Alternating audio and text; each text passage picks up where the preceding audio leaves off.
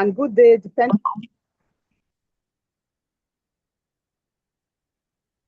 on where you are connecting from. Can you hear me, please? Can you hear me? Can you hear me? Yes, we can hear Oh, you. okay. You are all welcome. The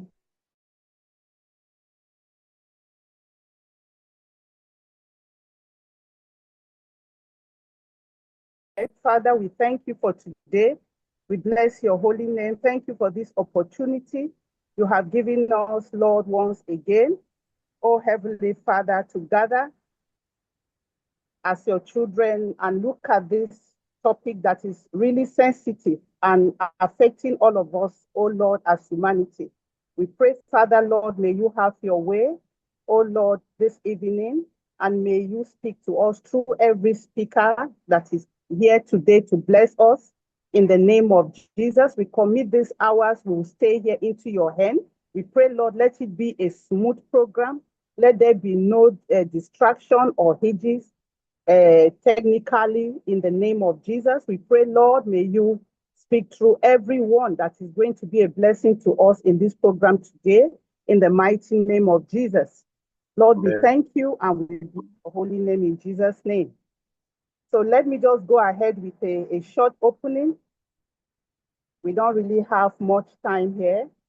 Let me go ahead with a short opening. On behalf of this organization, I want to sincerely appreciate everyone that have made out time to be here today. Your presence is not just a participation, it is a statement that shows that you care, that you are all aware, and that we are willing to be part of the change.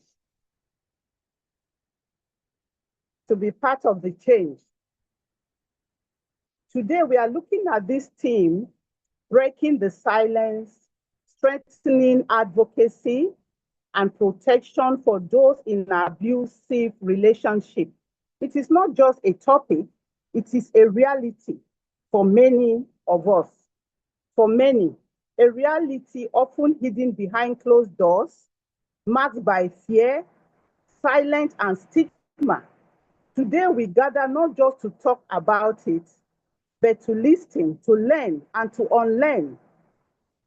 And most importantly, to stand and say enough is enough.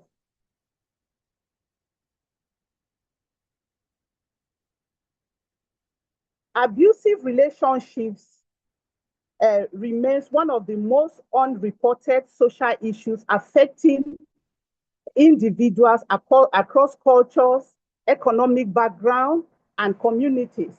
It is a societal crisis and affecting families, communities, and future generations. Our goal here today is to explore practical ways to strengthen advocacy, improve protection system, and support those who may be suffering in silence. Today, we gather not to just talk, like I said before, but to listen and unlearn a lot. And I stand here personally today, not just as a voice, but as someone deeply committed to this fight against domestic violence. Not because I have personally experienced it, but because I have seen the pain it leaves behind in many over the years.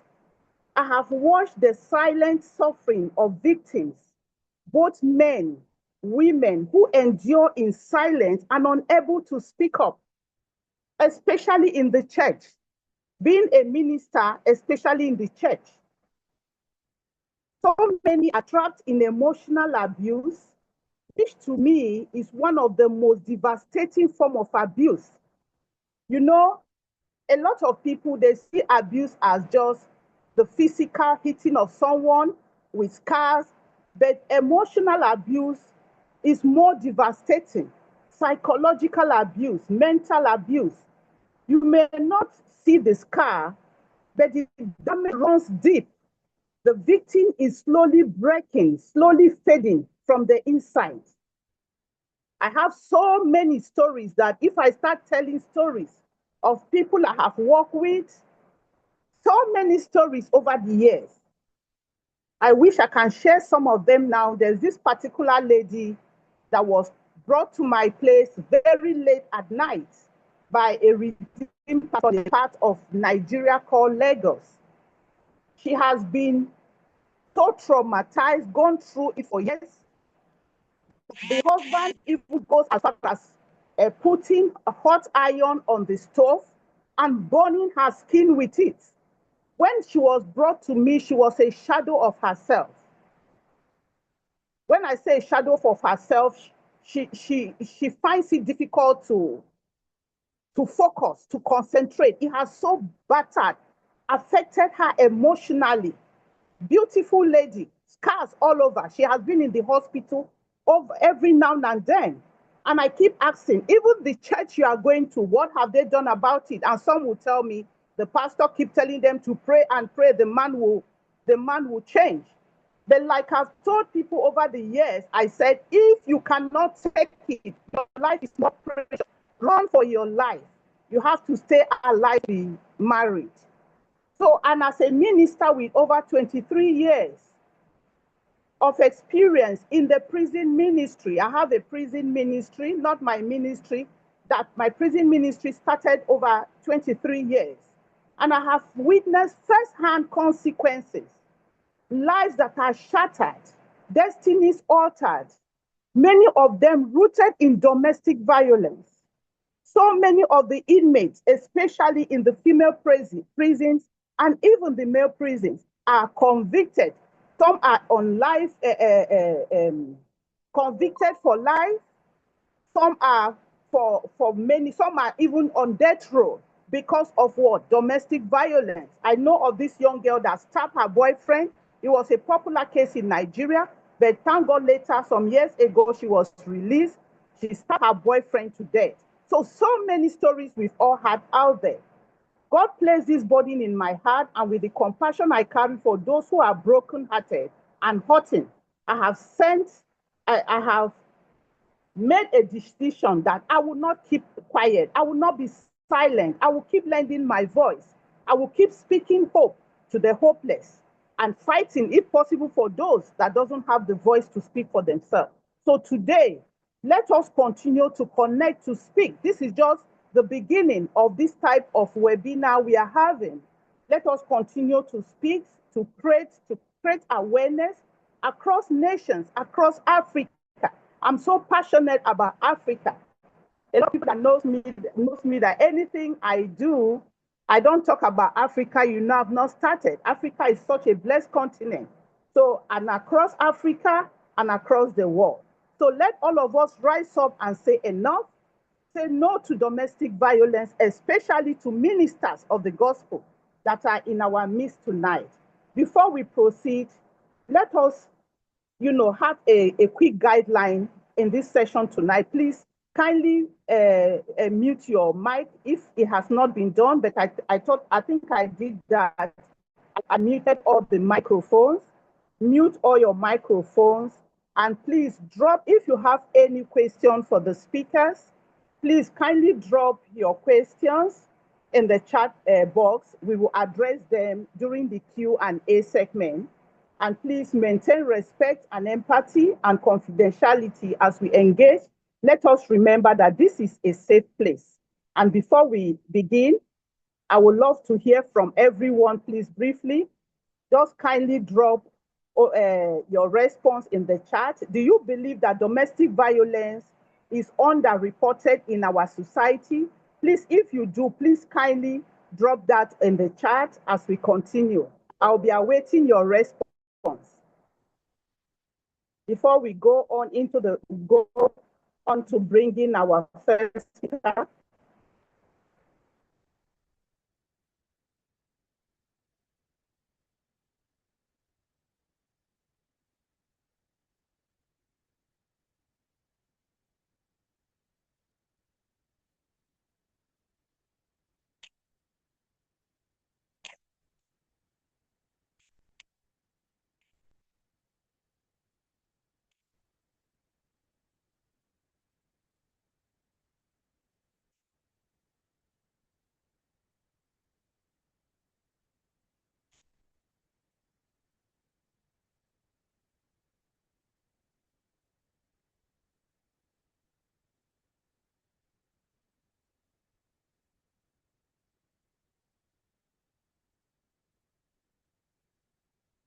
Okay, thank you for your response. So we are going on right now to bring in our first speaker because we are 1 or 2 minutes behind schedule or into her time. She's supposed to be speaking from 4:15 to 4:30 p.m. Our first speaker is Lady Juliet Inyako and Adansi. I'm sorry if I did not pronounce that right. Are you in the house, please? Hi, Reverend Victorine, I'm here. Let me put on Okay, my okay. camera shortly. It is I'm my here. pleasure to introduce our first speaker, Lady Juliet, and she's going to be speaking, and the focus will be on forms, signs, and hidden realities of abuse. Lady Juliet Nyako Adansi is a gender and youth development professional with over 7 years of experience advancing gender equality and survivor-centered program in Ghana. She has worked directly with survivors as a project manager at the Pearl Safe Haven, where she helped establish a safe shelter for survivors of uh, um, gender abuse, violence, and supported case management and protection services. She's also a certified sexual and gender-based violence instructor with the Federation of International Gender Human Rights Fights.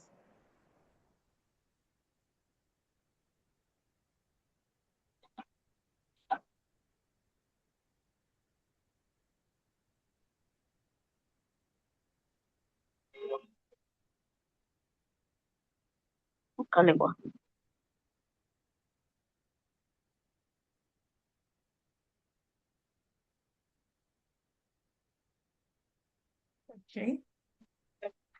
Um, okay,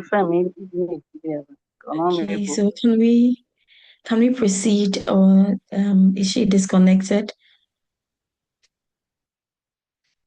Mm, Yeah, you okay. can You just go can on. proceed. My slide just shifted. Yes. Okay. Okay, so thank you so much, Reverend Mrs. Victorine, for this opportunity and then the platform. And thank you to everyone for making time to join. Sundays, like late afternoons, evenings like this are sometimes very demanding because most of the time that's like the only time we have to rest. And there are a lot of activities that we schedule for after church, family time, and preparing for your Monday and all of that. So I really appreciate that you made that time to join this session. So as Mrs. Victorine mentioned, I'm Lady Juliet Kwadansi. I'm a gender and youth advocate from Ghana. And with my experience, I have over 7 years experience in the gender and youth advocacy space. I've worked directly as a project manager and also as a field and case manager for the Pearl Safe Haven. And we established a shelter house for like a safe space for survivors of gender-based violence in Ghana, and I supported with getting our operational license. And I was the first point of contact for the survivors. So I handled their cases, work directly with the Ghana Police Service and also the Domestic Violence and Victims Support Unit to provide support for these survivors. I'm also a sexual and gender-based violence certified instructor from the Federation of International Gender and Human Rights. And currently I'm the founder of the Joya Foundation, which is Joint Opportunities for Youth in Africa Foundation. And as part of our focus areas, gender-based violence is one of our major focus areas in the things that we do. So it's very exciting to handle this particular topic. I really wanted to have like a PowerPoint presentation and share with all of you so that we follow along, but unfortunately, I couldn't work on that. So I have a few notes, and I think we just go with the flow without a visual presentation. And I hope it's going to be as interactive as possible. So I'm really happy that Reverend Victorine mentioned, like she hinted on it, like when we talk about domestic violence or even abuse in itself, most people are always thinking of the most people are always thinking of the physical aspect of it. But in most cases, abuse goes beyond the physical. a minute. Please, I hope this session is being recorded. If not, and I could try to record that. Okay, so I've sent a request to record. Okay. You can still go ahead to record. Okay, sure. I've sent a request to record. Yes. So when you talk about domestic violence or abuse in itself, most people think about the physical components of it, but it goes beyond the physical. The only thing is that it's always evident when it comes to physical abuse. Like if somebody slaps me or if somebody decides to cut me with a cutlass, it is evident. You see the mark, you see the blood coming out. So if I tell you that this person just hit me with a cutlass, you're able to tell because you're seeing the mark, you're seeing the blood oozing out of me. So it's very easy to tell. But there are different forms of domestic violence and even abuse that are gender-based that we are not able to tell or we are not able to point out. And some of these can be economic or financial abuse. And most times this really plays out in our domestic settings, but we don't realize it. Let's say in a setting where a man marries a woman, the woman have her job, she's working, and then she says that because of childbearing, or I don't want another woman to, raise my children. I don't want external parties raising the children. So I would want you to stop working so that I become the sole provider of these homes. And I know that this is very common, especially in an African setting where the man wants to take the 100% financial, needs, make the financial commitment, and then the woman takes care of the home. Now, as a woman that already had my job, I was able to take care of myself, or even if not take care of myself wholly, I still had a source of income. You tell me this, and I decide to just, by your words, decide to stop working and solely depend on you. And now is that time of the month. I need money to buy sanitary pads. And you go like, why do you need sanitary pads? You can just use trash, you can use rags, you deny me of that. Or let's say I have a particular brand that I use, which is good for me. And then you go ahead to say, this is too expensive. Let me get you the cheapest one. And it doesn't matter if that is giving you infections or whatever consequences you're getting from it. As far as the money is coming from me, I do not care about whatever agreement I have with you. I am going to control how the narrative or how the money is being distributed to you. And in some cases, even when the woman is hungry, the man determines when she's given money to even get access to food or not. He determines when he takes care of the woman and the children. So in some cases, you can see the woman and the man just giving money to only the children, and then the woman is left wanting. It also plays out in various dynamics where sometimes the woman is working, but then we say that the man is the head of the home, so the finances should be sent to the man. I know various Christian men that when they work and then the salary doesn't even come into their account, the salary is sent directly into the man's account and the man manages it. So at the end of the day, I have worked for my money, but I cannot tell how that money is being used, how the money is being, invested. So the man tells me, or the man is still controls how my resources or the money that I have worked hard for is being used, which is a form of abuse. But mostly we do not see that it's a form of abuse because how do I work and somebody gets to control my resources when that person also works and then control their own resources?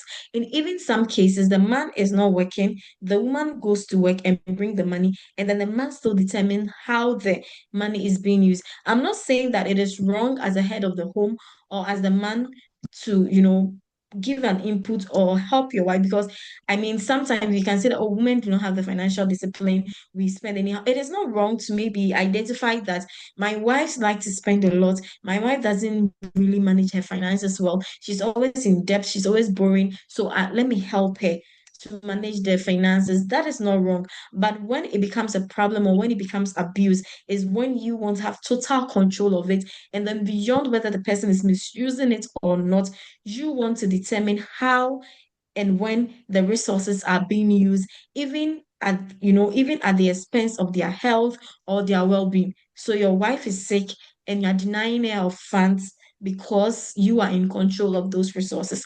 In that case, it becomes abuse. And this is a power dynamic. It's a power dynamic that we do not realize. So most men or most abusers do that to gain control or power over the woman. And in this case, it becomes like economic power. So if I have the financial or economic control over you, where all the resources are in my hands, especially in cases where you are not working, if I decide to physically abuse you, if I decide that I'm not giving you money whilst you are sick, if I decide that you're not going to have your dignity as a woman where you're menstruating and you don't even have the right tools to use, you still do not have the choice to leave, because at the end of the day, you are relying 100% on me. When you decide to leave, you are thinking of, where am I taking the kids to? My rent, what am I going to feed on? Who is going to provide? Although the person is not providing for you very well, but at least we say that half a loaf is better than none. So you think that, oh, instead of eating 3 times a day, I'm eating 2 times a day, I'm even eating once a day. But if I leave because I'm not working, what, like, where do I start from? So in that case, the person gains absolute power over you, and they break you in a point that it's very difficult for you to leave. And it's very difficult to report these cases, as opposed to physical abuse, in the sense that when you go to the police to report this, it's difficult in the sense that when you report, whose money are we talking about? This is the man's money. So what are you demanding for? And in most cases, the only intervention that can be said is to be given, the man to be given a quota or a specific amount to send to you weekly, monthly, or daily. And in this case, it's mostly still at the discretion of that man to actually give you that money. So let's say if I decide to depart from an abusive man, and then the person has been taxed to give me 5,000 cedis every month. Now, if at the end of the month, the person sends me 2,000 cedis and say, this is what I can do. And mind you, maybe I could have 3 kids, their school fees and all of that really counts. And the man is giving me 2,000 cedis, which is not even enough to take care of the children. You go back to complain and they say, that, but at least the man is giving you something. But everybody knows that is not enough. But that's something that is also very difficult for you to take it out. And in case of financial and economic abuse, it's also difficult to even take up, because you don't even have the resources to hire a lawyer or to even follow up with the court proceedings. If the state decides to even give you a lawyer, because whose money are you going to use for the transportation and all of that? So it's really one of the core factors that leads to most of these things. I always say that economic abuse or financial abuse is really at the center of all forms of abuses that women especially go through in relationships or domestic relationships, in the sense that if I'm controlling the finances, I have all the power over you. So if I'm beating you, you cannot stand up to me. So that's why a lot of women say for the sake of the kids.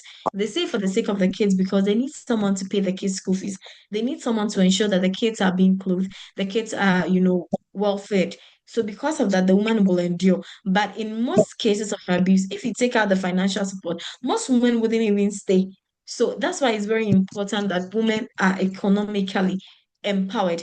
It is okay to say you want to be like a housewife or a stay-at-home mom, but there should be a financial plan for you, where it is understood that taking care of the home is also a service or a care that I am being, rendered. If I was doing it externally, I was going to be paid something, or I was going to receive a financial compensation. So as far as I am sacrificing more of my time to stay with the children, to take care of the home, I should have some kind of financial compensation, which is structured. And in that case, you know that at any point in time, if you decide I'm not doing this again, or you decide that you want to just leave the relationship, you have an assurance, or if you need something that you don't want to go to your husband to request for it, at least you have a source of income that you can rely on. And then also you can choose to be a stay-at-home mom. But now there are a lot of remote jobs. There are different things that you can also decide to invest in. So let's say every month my husband is giving me 5,000 cedis for taking care of the home, giving me 2,000 cedis,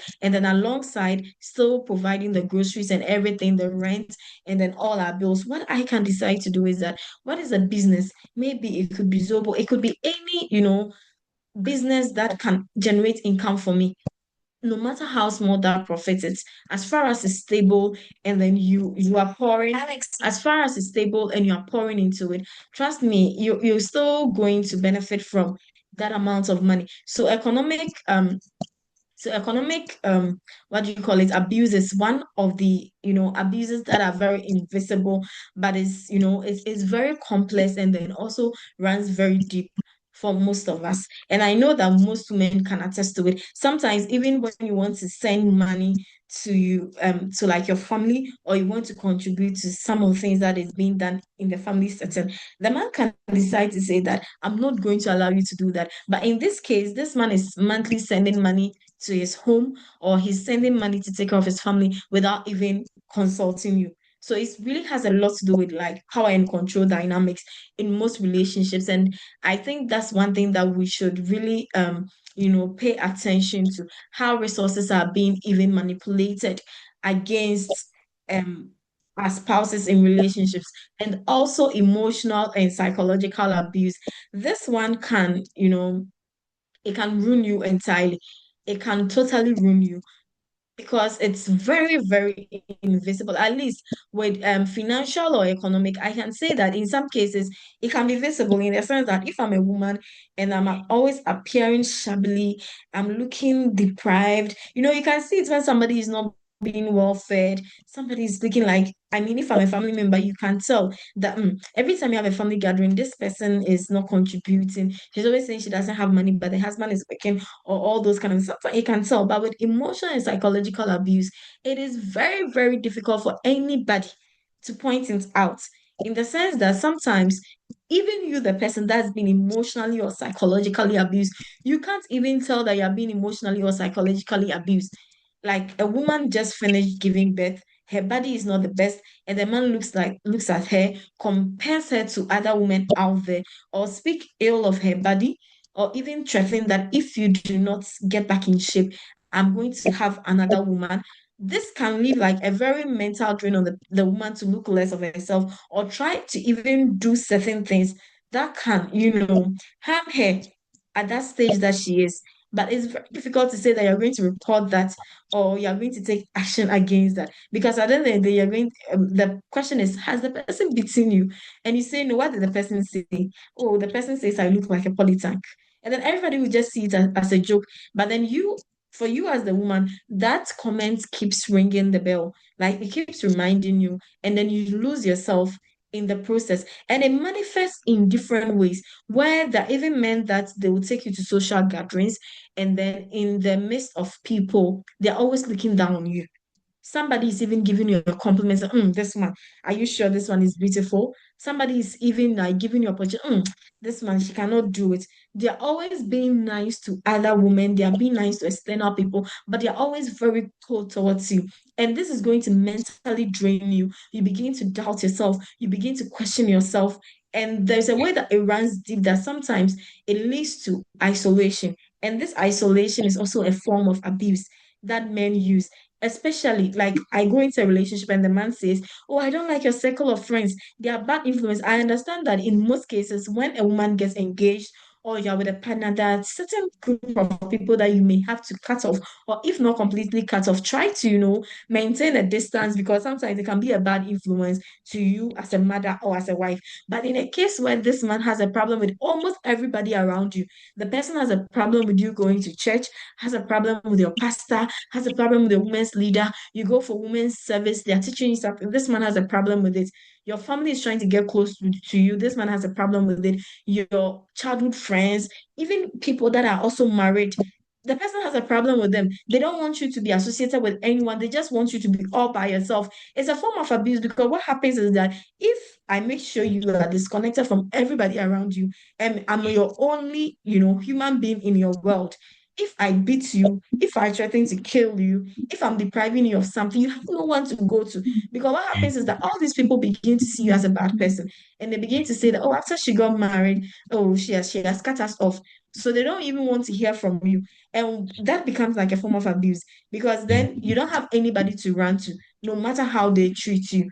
So it's very important that we pay attention to some of these forms of abuse. There is sexual abuse, there is, physical abuse, but the physical, emotional, and then economic abuse is very prevalent. And that is what we least talk about, because we mostly do not have the evidence to, cater for that. So it's very important for us, to pay attention to some of these things. And then when we see people in that case, we should also try not to be judgmental, but find ways to, like try find ways to try to get close to them to find out what is happening. Your friend just got married and all of a sudden she doesn't want to hang out. She doesn't want you to even come to the house.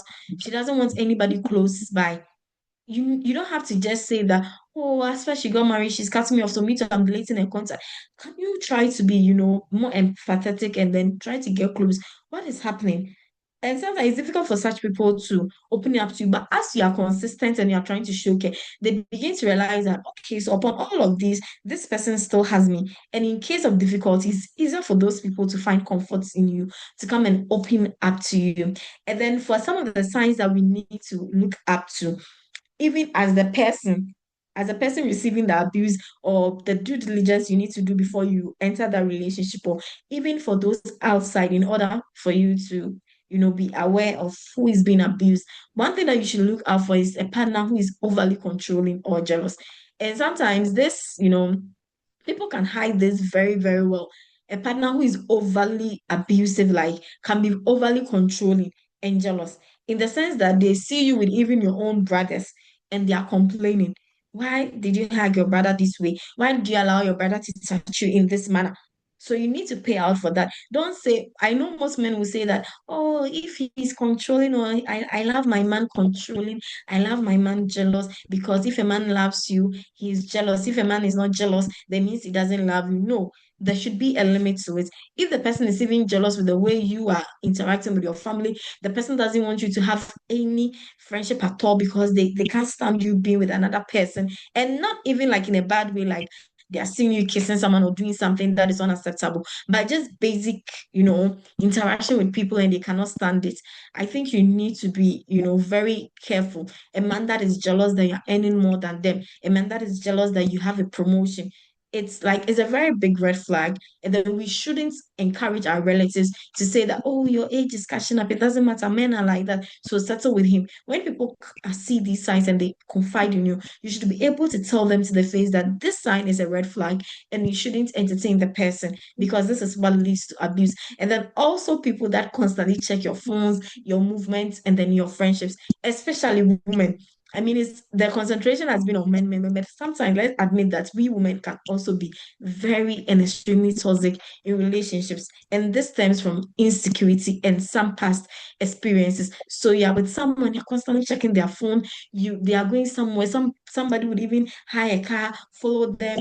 The person has a friend, at the workplace. I mean, it's good to be cautious, but you don't really have to work yourself out so much in a relationship. If you're constantly doing some of these things, it can be abuse, where the person doesn't have that freedom to feel free to move or be themselves. It's like, it's suffocating. So those are things that you should, like, we as women should also try to keep in check.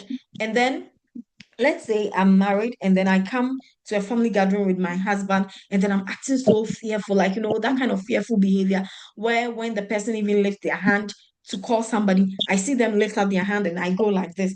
That sign of, is the person coming to hit me? The person raised their voice and I'm like, okay, okay, okay, okay, okay. Yes, please, yes, please. You should be able to tell that, there's something wrong. This person is being abused. And you should find a way to, find the person one-on-one, to try to talk to them. And in most cases, when you're trying to support people, we go in to attack the partner without having a solid support system for the person being abused. When you figure those things out, you need to try to have a conversation with the person one-on-one. You need to have that confidentiality where you don't involve other family members before you have things figured out. You don't go to report the police before you have a safe space to take the person to. And then if somebody is suddenly withdrawing from their family and friends, which I already mentioned, that should, instead of getting angry, it should be like a sign. And then also somebody who has a low self-esteem or is constantly apologizing, that should tell you that, the partner is doing something wrong, and the partner is denigrating it. And this is really like a sign that stems from emotional and psychological abuse. If I'm constantly insulting you, if I'm constantly talking down on you, making you feel less of a woman, making you feel like everybody is better than you, that person begins to develop a low self-esteem. So the person is constantly like, even if you give them compliments, they are not able to accept it. Like, oh, you look beautiful. Hey, are you sure? Because like they are not used to Don't it. and then they are constantly apologizing. So the least thing they're afraid, they apologize because they're afraid that if I don't apologize, the person may do something to me. These are things that we really need to pay attention to. And then with physical, for physical, it's clear, but sometimes we need to pay attention to it. So like there are injuries, and then they're always saying, "Oh, I fell down today. Oh, I hit my head." Because mostly they are afraid, so they are always trying to cover it up with an excuse. Can you So the person always, can you hear me? can you hear me? Yes, I can hear you Can you now. hear me? I can hear you. Okay. I was not audible. You can Oh, hear okay. me. Yes, I can hear you.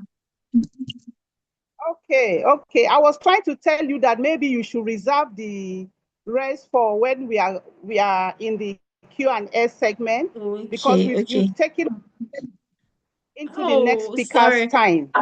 Oh, okay. Then I think let me just And wrap up. Okay.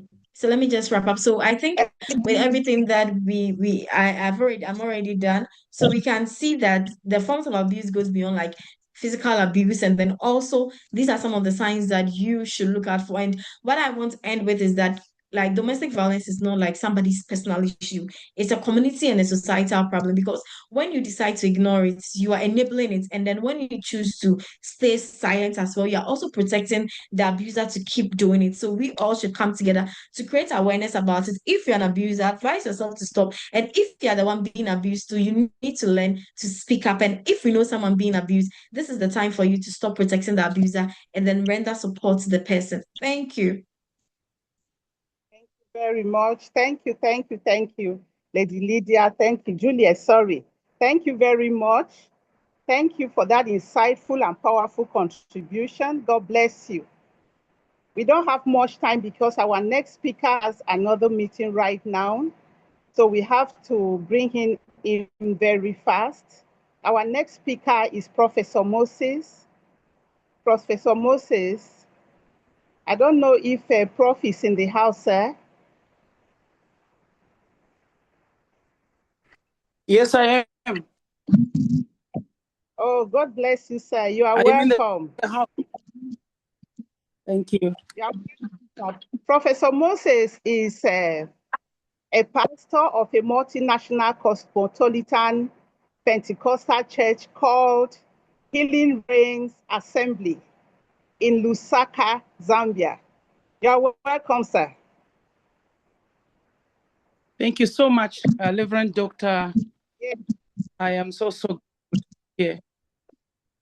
You're welcome, sir. Professor Moses is going to speak. Thank you. On the. Okay, let me just allow you go on. Thank you so much, Doctor. I want to take this moment to greet everybody. And thank you for that big introduction. I actually didn't bother about the professor and things.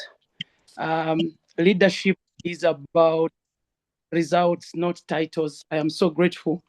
So I am so delighted to be part of this big family, to be able to add my voice to this important topic, breaking the silence, advocacy and protection for those in abuse.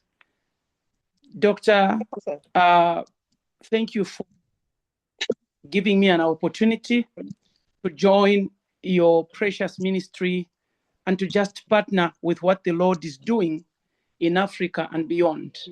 I pray that God gives you more grace for impact in Africa, together with all your partners and collaborators and everyone else that you are working with. I will just do one thing, 3 segments for a very short period of time. I want to admit that this is a powerful topic. It affects nations of the world and almost every village in our African continent. I pray that in future we can have more of this so that we can bring in people from different nations to join. I will be waiting for that.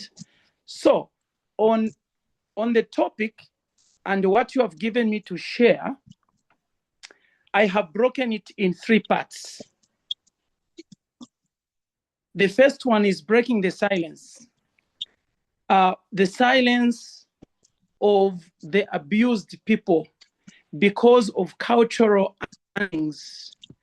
In Africa, a lady being prepared for marriage, a husband being prepared for marriage, they are given cultural and traditional observancy or adherency so that they keep as much secret as possible regarding abuse and all forms of injustices that may happen in marriage.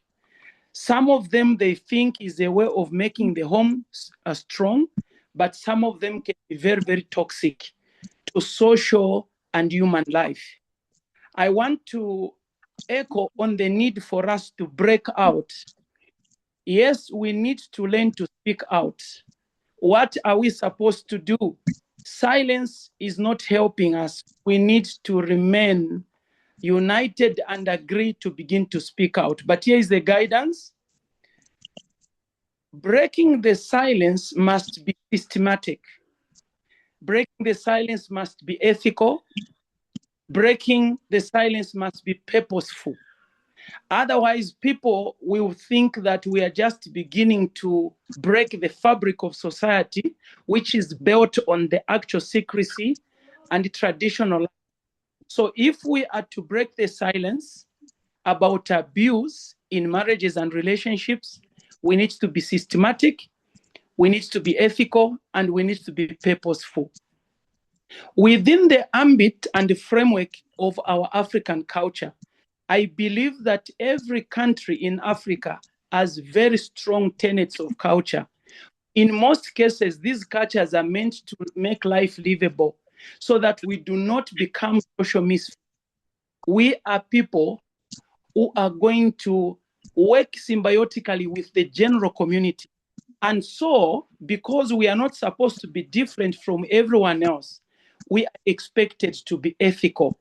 Ethical standards must be observed.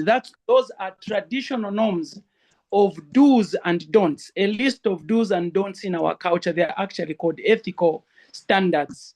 What is the purpose of speaking out? You want to resolve a problem. When you are telling a woman who has been abused to speak out, they will not just begin to rant. They will not just begin to say things for the sake of breaking out. They must speak purposefully, not only to expose their spouse, but to bring out issues that affect their togetherness or their relationship. That's purposeful communication. We don't want them to go on radio just because they have someone to expose. In most cases, it may not be necessary. But we must encourage our ladies and our men, because there are some men also who have been abused. They must be systematic, they must be ethical, and they must be purposeful. The second part of my presentation is on advocacy. I was thinking about that word. Advocacy is a legal function of a leader who is trying to resolve a conflict and to build the peace. The advocacy is used in scriptures. The Holy Spirit, the third in the Trinity, is actually referred to as our advocate. What is the role of the advocate, which you and I today wear? Whether you are a man, you are a woman, you carry a cape on your head of an advocate. What is your role? In breaking the silence, in stopping the abuse, your role is to simply speak for the privileged, standing in their place, men or women, to give them a voice, to encourage the affected people ethically. And these people must be geographically located, and the mission of advocacy must be sustainable. What I mean is this. I have already talked about standards. Geographical in this scenario for advocacy, you need to know who you are dealing with. Where are they found? Which church? What community? What kind of culture is it? In one of my questions, I was actually asked to comment on some of the cultures where abusing a spouse is almost normal. What should be our role? I want to combine because I may not have time to answer the questions. The role is to teach them. As advocates, we have to teach people what is right.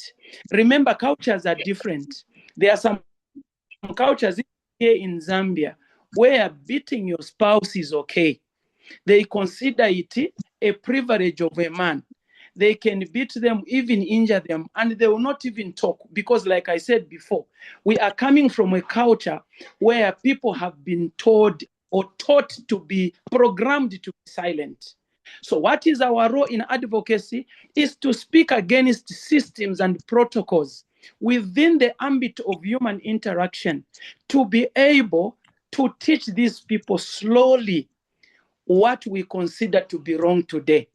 Of course, without digressing from our norm as Africans and without misrepresenting ourselves to become Euro-Africans, John Mbiti said, we are because we were. You know, we are Africans and nothing will change anything about us. So within the framework of African culture, we can route out what we consider toxic and help those families, help those traditions and cultures or tribes who may not have the privilege of hearing what you and I know today.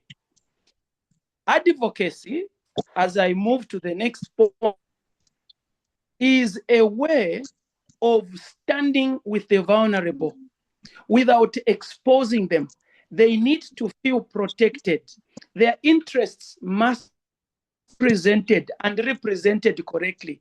These people need to find your bosom as a safe haven. When they share important information to you, it must be safe. Do not even disclose their names. Do not even share their story in public. Once they hear it, remember, these are emotionally injured people. They are not going to trust any leader. North of Africa, South of Africa, West and East of Africa. Once you divulge their secrets, their information, they will not trust anyone else. Let me move to the last part of my presentation because I may not have the luxury of time. Like I said, we need to do this again. We need to protect. I read a book written by a man from Bangladesh. His name is Professor Taj Bagashi. Professor Taj Bagashi actually talked about a principle, a concept he coined as R2P. R2P. Responsibility to protect. What is to protect? This is putting barriers or a wall or a safeguard on a social, physical, spiritual, emotional aspect of a human life whom you are trying to protect, whom you are trying to safeguard, whom you are trying to preserve. Remember, Aluta, life must continue. And the quality of life should never be compromised, regardless of your skin color, regardless of our culture, regardless of your equity of access to everything that adds to the quality of life. Abuse is multifaceted. It's a broad term. You cannot even sink it in one word. It's not just about beating a person, a woman or a man. Abuse is a multifaceted term, which simply means it can be defined in different ways by different people in different places. You want to know that silence is also a form of abuse. Talking too much is also a form of abuse. Giving someone a lot of food is also a form of abuse, or the opposite of starving them. So we need to understand that this is contextual. So as we pen down protection mechanisms, we need to be able to understand what kind of protection are we going to render. Let me quickly give you the following themes to help us really sink in on the protection aspect of the abused. Whatever we do, our protection must be legal. Whatever we do, our protection must be social based. It's called social protection. Whatever we do, our protection must be cultural support, or it must be culturally underpinned. And fourthly, we are Christians, most of us here, it is spiritual.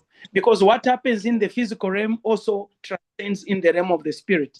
It is often said what happens on earth is a mirror of what happens in the realm of the spirit. So, as I close, there were two questions that were asked. I think I've dealt with one already.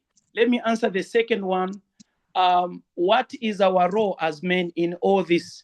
You want to know that 45% of the entire population comprises of men. Half of them may be in prison, or they may be in economic prisons. They may not have a privilege of getting marriage. We are the statistics. I'm just giving you what I read as an economist. And then the people that are ready for marriage, they are just between 10 to 15%. If they want to marry and they are able to, they are just 10 to 15%. So because of the shift in our cultural aspects of life, you discover that there's a lot of pressure. There are a lot of free women. Remember, when I say free women, I mean the divorced, the widowed, and the spinsters who are ready to take on men. They are all fighting for 10 to 15% of men. This in itself, I speak as an economist, demographic science, this has put a lot of pressure on men. And that's cause number one in Africa. This has never happened before. Why we have a lot of violence in homes. There is a total shift of what used to be. Now we have a Confucius accepted society. So you want to understand that there's a lot of cosmetic fighting for men, which has also made men become extremely confused on their minds. And that's why there are a lot of things.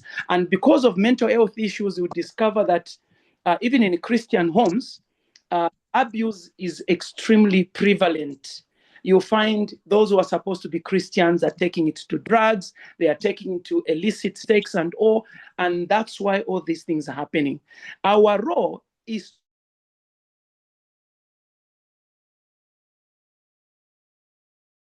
to bring in everyone, all the leads on the ground, the village head people, the women, the men, the boys in schools, the clergy, the politicians. Everyone must know that this form of abuse can actually change. It's a social phenomenon. Once we gravitate on this issue as a social agent, a social organ, we will make sure that through our systems and protocols, this is actually changed. It is possible. God can help us. Matthew 5:22, Proverbs 18:21, they talk about some forms of abuse, and I want to dedicate those verses to you. God bless you, and thank you so much for an opportunity to make a bit of noise in your presence. We'll see you another time when the Lord makes it possible. I love you all. God bless you. Thank you very much, sir. You said to make a bit of noise. This is a good noise. We like hearing such noise. And you indeed spoke like an economist. God bless you. You've answered the question, though we wanted to have you come back later. So you have another meeting. We want to come back later, maybe in the next 1 hour or so. We still have some questions so that you can take it clearly and you will answer them if you can anyway, because you've answered two. Thank you very much. Oh, yeah. Thank you. Thank you for that no, wonderful. I will make sure if I answer back. Thank you. Okay, sir. Thank you. We are honored to have you. Thank you very much. God bless you, sir. So we are making progress. I don't know if any of our AWIT members are here or the domestic violence members are here, because I noticed that some people were confused and they were having the meeting on the platform, a voice chat. And please kindly help us drop on the platforms that the meeting is on Zoom and help us to share the links, because I was listening and at the same time sharing the links all over. Please kindly assist me do that. Kindly assist me do that so we can go on in the program smoothly. We are bringing in our next speaker this evening. She's my dear friend also, and she's been doing a lot of work in this area of domestic violence in Anambra State. Her name is Barrister Amaka Mwojeke, and she's going to speak on legal protection and rights. This is very, very important to us because we've been having challenges in this legal protection and rights of especially victims. Then, and she's going to focus on available legal frameworks, reporting channels, and victim protection. Let me just tell us a little. I know she's here. I think I saw her. Barrister Amaka, you are here, right? Barrister Mwojeke. Are you? Yes, I are you in am. the house? Yes, I am. God bless you. Thank you, my dear friend. You've been doing a lot of work. A lot of work in Anambra State. May God bless you. She has a very humbling and very long CV, but I'll just take a little. Barrister Joy, Amara Joy Mwojeke, ESQ, LMN, MCARB, I don't even know some of them, is a highly accomplished legal practitioner with over a decade of experience spanning civil litigation, criminal protection, legal advisory, and alternative dispute resolution. She currently serves as an assistant chief state counsel at the Anambra State Ministry of Justice. We really need you, where she has made significant contribution to the legal landscape in Anambra State. Awesome. She is responsible for providing strategic legal advice to various government parastatals and law enforcement agencies. Her expertise in civil litigation and criminal persecution has been instrumental in ensuring justice and rule of law. I will just stop here briefly because of time, and much later we'll still look at a lot that in her CV. She is the chairperson of FIDA Anambra State, Nigeria Anambra State, and she plays a crucial role in advocating for women's rights. That's why I say we need her, and I'm always calling her to disturb her because of one issue or the other concerning domestic abuse issues in Anambra State. But let us welcome our distinguished speaker, Barrister Amara Mwojeke, to go on in the session tonight. You are welcome, ma. Thank you, Ma. Thank you. I'm so glad to be here. I am delighted to join in this conversation that is very dear to my heart. I want to say that abuse thrives in silence. Many victims. Sorry, Ma, can I we can say? Oh, okay. No, please don't worry. Don't okay. Go ahead. All right. Don't go. Just go ahead. All right, Ma. Okay, Ma. Many victims, they are trapped because it's not because help does not exist, but because, like other speakers have said, because they do not know where to go to. They don't know who to trust with the information. And they don't even know what protection the law officers have for them. Some of them feel that they will just settle it. You know, when you go and report to the police will tell you, who are you reporting? Your husband. They tell you it's family issue. Go home. That is a family issue. So they don't know what to do. Others just remain silent out of fear. Fear that people will laugh at them, their friends will laugh at them. Fear that where would they get money if I report this man and they imprison him? Then how? I remember a case that a man was sleeping with the children, both male and female, somewhere in our state. And then the lady reported, and we got the man arrested, and she came and started pleading that we should please leave his husband, that he needs money to eat, that the man will pay for school fees. And she's not doing so much. She's just a petty trader. So this economic dependence make them not to even want to report. Another case like that happened in Delta State that went viral, the same issue. The woman waived the arrest of the man, said he should be let go. Even the family came in. And because of economic dependence, most women don't have things they are doing, and then they don't want to report these things.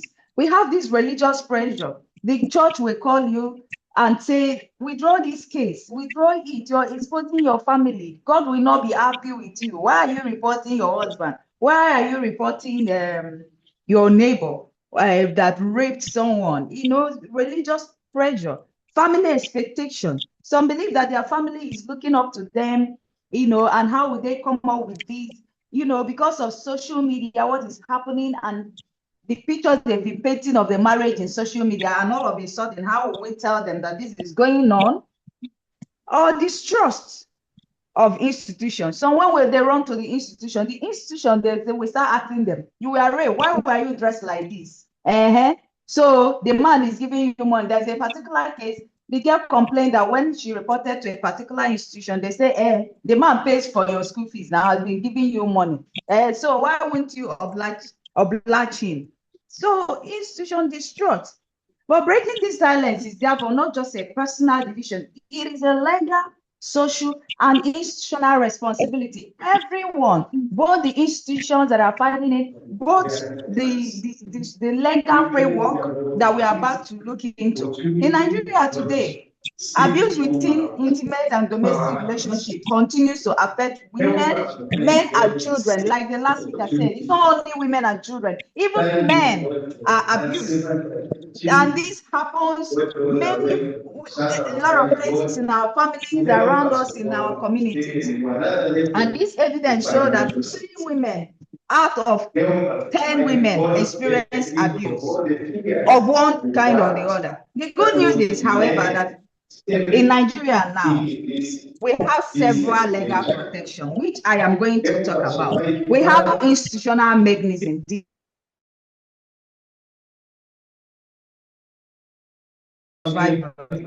challenge is not the absence of law. The challenge is letting people know. Are people aware? How do they assess it? What is the enforcement mechanism? What is the confidence they should have in the report system? So like I say, Nigeria have made significant progress in establishing laws. We have the VAP law. It's called the Violence Against Persons, not Women or Children, Persons Prohibition Act. It remains the most comprehensive legislation that addresses this domestic relationship and violence in Nigeria. There are key provisions of the law. The law provides against physical, sexual, psychological, and economic violence that we are pointed out by speakers, and criminalizes it. It criminalizes harmful traditional practices against widows. It protects victims from forceful eviction from their homes. A man will just throw the husband, the wife's things out and say, get out from here. That law criminalizes it also. It recognizes stalking and intimidation as offenses. Women that are being stalked, there's also, the law criminalizes that also. And it provides protection for survivors. So survivors can also go for what we call protection order. It ensures that all these offenders are punished. So apart from the VAP, we have the criminal code. Of course, that is the normal code and law we have in Nigeria that criminalizes offenses. Under the criminal code, we have assault, grievous harm, rape, intimidation, and unlawful confinement. And I want to tell you that under the VAP law now, rape is not only when there is penetration. Rape is when you insert any instrument in the opening part of anybody, and the imprisonment is life imprisonment. So people need to know that if they are culprits, that their imprisonment is for life. So having talked about these laws, we have to talk about people. What is the report pathway? How do we report these things? Okay, you can go to the court directly. When we go to the court directly, there are things we can get from the court, like protection order. If somebody is you're being threatened, you're being abused in your home, you can get protection order. There are some women. I have a case of a woman that came to us and said the husband comes to the office to abuse her, shouting in her office, and she kept losing her job because of this man. So what do? You can approach a lawyer that would go to the court and get a protection order against the man, or a restraining order. That order will stop him from further coming to your office or further abusing you, and then to keep away from your office. And if he steps and does continue to do that, then it will be contempt, and he will be liable for that. And there's a term of imprisonment for that also. So it's good to know that we can approach the court for protection order, for custody protection. So many people come to us and say, this man is trying to take away my children from me and be disturbing me, going around. Instead of going to hide, you can approach the court for custody order. What of maintenance order? Your husband doesn't provide money for food, and he goes about. Someone was told the husband just made a donation of 10 million in a function, but they are not eating in the house. The school fees of the children are not paid. You can approach a lawyer that will bring an application for maintenance order for you, so that even if the man is not giving you, he can be bringing it to the court, the money for your maintenance, and you will collect it from the court, so that you'll be sure that you people are feeding well and your children go to school. Okay, the one that we are very used to is the police. The police play a very primary role in this, because most of the reports are at the police station. Now, I want to tell us that at every police station, there's a gender desk. I have someone call me from Lagos and was complaining that the younger sister was raped. Before I directed them to our organization in Lagos, I made sure that she went to the nearest police station where they live, and I spoke with the gender desk. I said, look for the gender desk. Who is in charge? Give the person phone. And the woman in the gender desk in Lagos complied.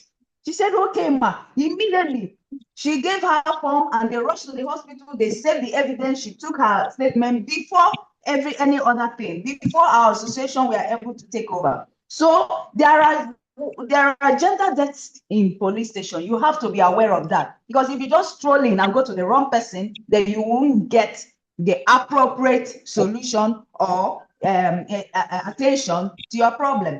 So when we get to the police, ask for the gender desk. The gender desk is in charge of every form of GBV, and they are well trained and they know what to do at every point in time. So the police is there. We have NAPTIP. NAPTIP also investigates various forms of violence. NAPTIP investigates abandonment. NAPTIP also investigates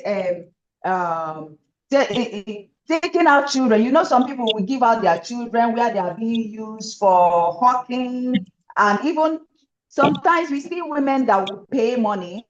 They pay them money to be bringing children for people, and they keep being paid for these children. They will take these children from one place or the other and be collecting money. That is trafficking.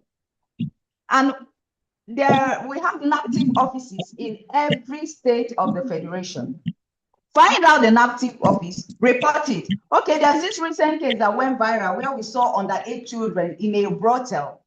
They were taken there. The person that took them there told them that they are going to learn a trade. And when they got to that particular place, they were locked in and they were used for sexual exploitation. They were not allowed to leave. Even one said that she attempted running away at some point, and she was dragged back. And these people don't allow them to rest, even when they are in their period. Men will be sleeping with them and be paying the woman. The woman is on the run now. So when you get that kind of information, look for NAPTIP. Their numbers are online. Report these things so that we'll rescue these girls and these young people that are being trafficked. So the office of NAPTIP is in charge of that one, NAPTIP. So when people call me, what I do immediately is to contact NAPTIP. Then NAPTIP will go on and take charge of that and investigate and get the culprit arrested. And then the survivors will be freed and they will be taken back to their families. So NAPTIP is important. We have Ministry of Women Affairs in the state level and in the federal level. This ministry is charged with taking care of issues with respect to women and children. That is their major work.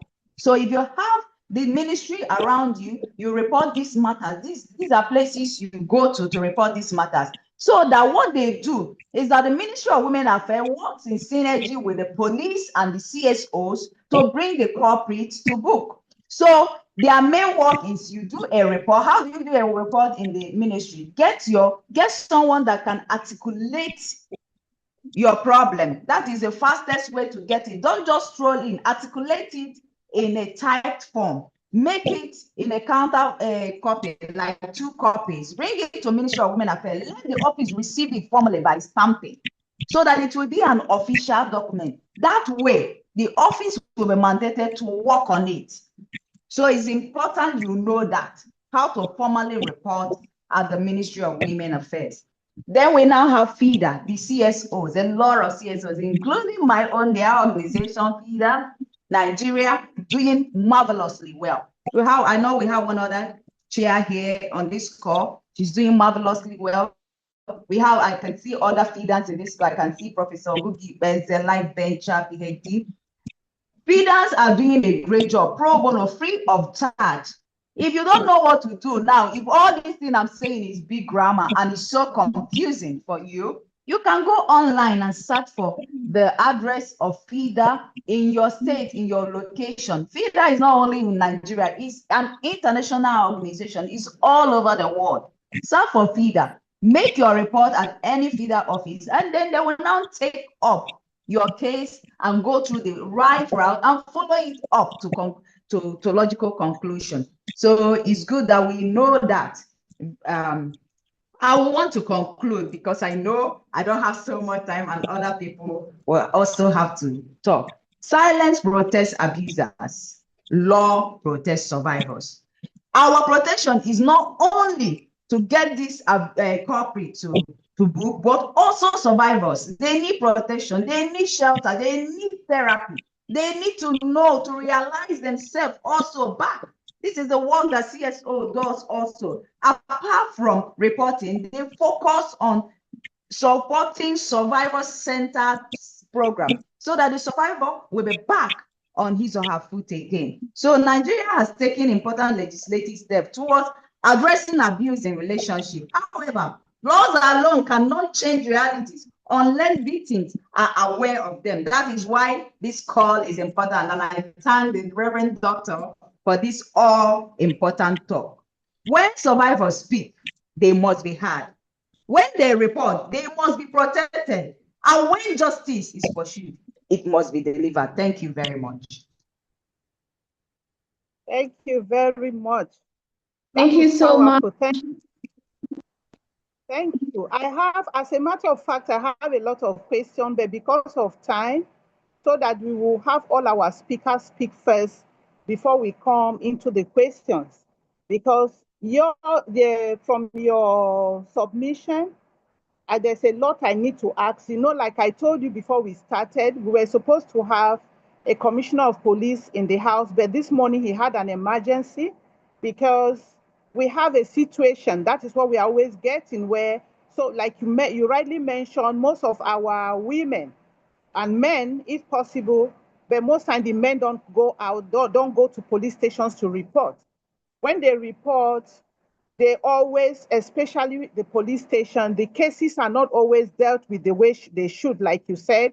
I have so many cases in this organization where the man will go and give some of them money. Then they will tell the woman, go home and settle in a family issue. Then when the woman get back home, the beating she was receiving will multiply. So, but we will still come to that during the question and answer segment. Let us go very fast to the next speaker because of time. We thank you very much. Thank you for your time. And we appreciate all these insightful submissions. God bless you. So let us bring in our next speaker, my darling wife and a wonderful woman of God also, Dr. Ebere Lovett. I don't know if she's in the house. We had her here during the Women International Day.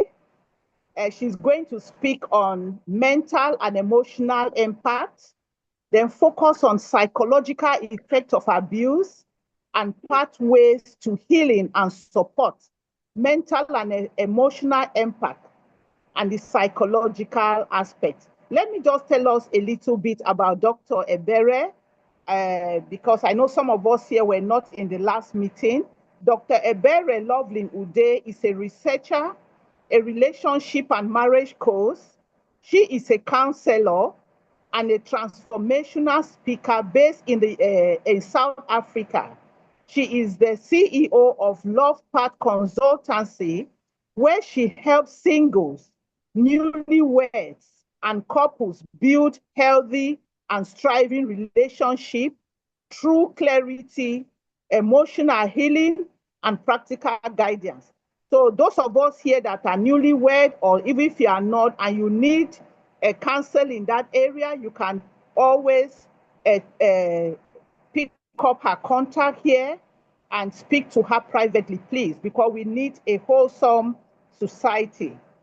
And she is also the founder of the Significant Women Community, a platform dedicated to raising confident, purpose-driven women. Dr. Ude is a certified coach and a United Nations SDGs advocate. She is passionate about empowering individuals to discover their identity, strengthen relationships, and live purposeful lives. Wonderful. You are welcome, Dr. Ebere. We are really privileged to have you here again. Thank you, and you can go on in the session. I don't know if she's in the house. I'm here, ma'am. I'm here. You are covering that your beautiful again. Please. I'm here. Please, so our is my dear wife. Hi, brother. He's fine, ma. He's doing well. You are welcome. Okay, thank you so much, Reverend, for another opportunity to be here. Honestly, this one is a big one. Domestic violence is a big issue that needs to be dealt with. And I think the way we are going about, it's good we do this, but it needs to be expanded across both churches and all over, because it's something that has been killing the self-esteem of many women and also men that are involved. So domestic violence is not just a social issue, it's also a spiritual concern. Because what I know is that as a Christian, anything that destroys love, dignity, and peace is contrary to God's design. It's not the way God designed it to be. So whenever we are talking about domestic violence, we are not just saying about the physical abuse. Thank God for the first speaker and all the speakers that have spoken. It's not only on the physical abuse, but today we are going to talk deep about emotional and psychological abuse, that the wounds that you cannot see, the wound in the mind and in the heart. And also know that whenever you are battling with the battles of the mind, is a great thing, because it will extend to everything that you want to do physically. So some people are smiling outside, but inside they are bleeding. They are really bleeding. They are begging, yearning for healing. Which way am I going to go? So where there is always a constant fear and abuse, intimidation, and all those sorts of things, God is not involved. God is not glorified. So I just want to start by saying there is a case, when you're dealing with relationships, some people will always walk up to you for counseling. I know of a woman that for several years in her marriage, she has been condoning of cheating by her husband. So, but there is one that happened, the one that got her so much is the one that the abuse was, the cheating was the person that she knew very well.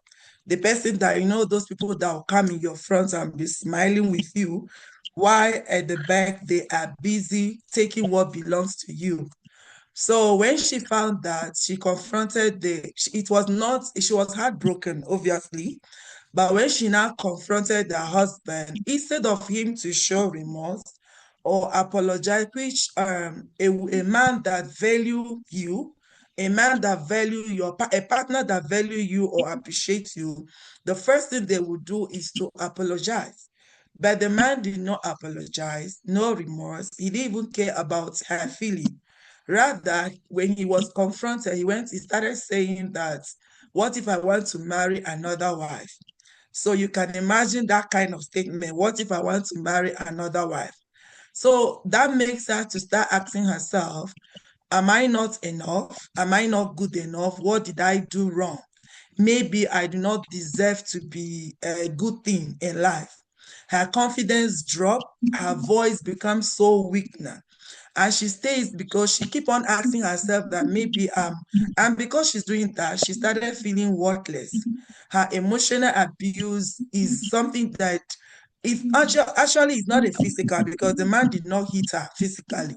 But that was emotional abuse. When someone look at you and call you all sorts of names and said that you're not good enough, or even if they said directly or indirectly, it's showing that you are not good enough. So tonight we are going to talk about the mental and emotional impact of this abuse. As a relationship coach, I have seen it damage a lot of things in a woman or a man being abused. Yes, men are also being abused by women, but the only thing is that is a rare case. Majority is about women being abused by men. So whenever we are talking, we are not only siding one side, but just that majority is always men. So the abuse is not something that has to do with the body. When you talk about mental or emotional abuse, it's something in the mind. So number one thing that it does to the person that being abused, the victim, is that it destroys their self-worth. That person will start seeing herself as I'm a betrayer, like I don't deserve something good. And they know Bible portion that say Proverbs 23 verse 7 that say, as a man thinketh in his heart, so he is. Once that thinking started coming in, that person, that the victim, will start seeing he or herself as someone that don't deserve anything good. Anything good, I don't deserve to be anything good. I am not enough. I don't deserve to be treated well. All because the emotional abuse have taken place. So when abuse is being repeated, it becomes a voice inside your heart. Inside you, when you are alone, especially when you are alone, you start telling yourself that I don't deserve to be happy. Maybe it's my fault. Maybe I am the cause. I am the cause that makes this man to start behaving the way he does. So that is the voice that will keep on coming. And you know, when that voice keeps speaking to you, it enters into your subconscious mind. It becomes the battle of the mind. And that will start damaging you, damaging even the way you dress, even the way you talk to people, the way you relate to people outside. Even when you find yourself in the midst of people, you still see yourself, I don't want to speak, because you feel like you'll be condemned. My Bible says there is no condemnation for those that are in Christ, which is not good in God's aspect. So abuse rewires how a person sees themselves. Emotional abuse will damage your self-worth. You will no longer know what you are. You will no longer know who you are. Who you are. In fact, you are now a shadow of yourself. You are now a shadow of yourself that you can't even know what you feel, whether you are feeling sad or angry or anxious. You don't even know what you are feeling at that point in time, because you are being damaged inside. Another thing that it does is that it creates fear and emotional instability. Yes, a woman will always be waking up anxious early in the morning, but because she doesn't know mood her partner will be, because you don't know the mood your partner will be, you don't know what you will do now, they will say that you do. You don't know what you will say now, they will say, hey, I've done this one again. And you don't, because you are scared. You are scared of who you are living with. The man, you are scared of the woman because you are being constantly abused by your partner. There is something I used to tell women, that is best. Are you fearing your husband, or are you respecting him? There is a difference between being respecting your husband and fearing your husband, because respect is not fear. Yes. If you are there, when the first speaker was speaking, she was saying that sometimes you see people, once their husbands start coming, they are so scared. Maybe they are on phone, once they start coming, they are so scared of they will just cut the call immediately. That is because they are being abused emotionally. And that is the emotional instability will start coming because she's scared of maybe he will shout today, maybe he will ignore me, maybe he will insult me. And to be honest, I noticed that most of our African men, they have this, well, I say their mouth is sharper than the women these days. They don't even hide words when they speak to you. Like they'll tell you all sorts of things. I've heard a woman talk to me. A woman was coming for cancer. She said to me, I was having issue with my husband. The husband said to me, do you know I'm doing a favor for you? If I go out there now, many women will start running for me. You don't know that I'm doing you a favor by marrying you. So that's where fear and emotional instability come. God, my Bible say in 2 Timothy 1:7, we say, for God has not given us the spirit of fear. So totally is against God. Any relationship that makes you constantly afraid is not aligned with the will of God. If you are in a relationship, because Bible says 1 + 1 is 1. If you can't speak up in your home, your voice is silenced, everything, then you are being emotionally abused or mentally to start affecting you psychologically. So it will create fear and emotional instability.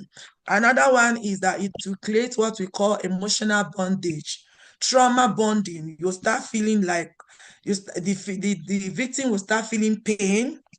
The victim will start defending. They defend even the abuser. They will struggle to leave. Not that they don't want to leave, but because they are now like as if they are being caged. This is not like this weakness, it's emotional what entrapment. So many people will ask, why don't she leave? Why don't he leave? Why don't he send that woman packing? Why don't she leave the marriage? Why is she still there? But it's not simple. It's not easy to leave because her mind is already broken. She don't even know what what is she thinking. That's when I think it was the last speaker that spoke, Barrister Mara was saying something about emotional dependency. Yes, emotional dependency is what makes some people in emotional abuse to still remain there, because they don't even know what they will meet in this outside there if they leave that home, because they are not doing anything. They don't have any financial stability to go out. So what if they leave that marriage? What would they do out there? So her mind is already broken. Her confidence is gone. She's emotionally dependent. So it becomes like a cycle where the pain goes from pain, you go to apology. From apology, you go to hope. You are thinking, oh God, all is well. You are now hoping that my marriage is fine. From hope again, before you know it, another pain will just come in. It becomes a cycle. This is not love. That is bondage. You are in a bondage because you are in emotional bondage. Because if somebody will apologize to you just a second to get what they want, because that's how I see it, to get what they want, selfishness. And before you know it, they will promise you heaven and earth. And from heaven and earth, before you know it, pain will enter. Sometimes it's not really like they want to, but if you notice that kind of thing, maybe that person, your partner, needs help. Maybe he needs help. And before you can say, maybe it's not this, it was the devil that is helping him to do that. What if you die in that marriage and you keep on blaming the devil for the one that is making? So it's better you seek for help. If you think your partner needs help, you seek for help. So another one that it will lead to depression, isolation. You start isolating yourself. And maybe your partner don't want you to get involved with anyone, because that kind of people, they don't want you to get involved. They don't want you to be close to anyone. They don't want to talk to friends. They think that friends will tell you what they do. They will think that friends will corrupt you, or friends will open your eyes, as they used to say. Sometimes I'll be like, is your eyes closed before? Was your eyes closed when they came to marry you? Why will your friends be opening your eyes now? So they'll start making you to be isolating yourself from family, from public. You don't want to go out anymore. You just on your own. You want to stay. Even the Bible says that emotional struggle we acknowledge but not meant to remain. So abuse until you feel like you know you have no way out. It will keep on isolating you.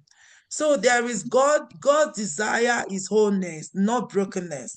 The desire of God is that we live at peace. God, he said in Psalm 23, but he said he restored my soul. John 10 verse 10 says, I've come that they may have life. So what if you are not having that life? Is that a life?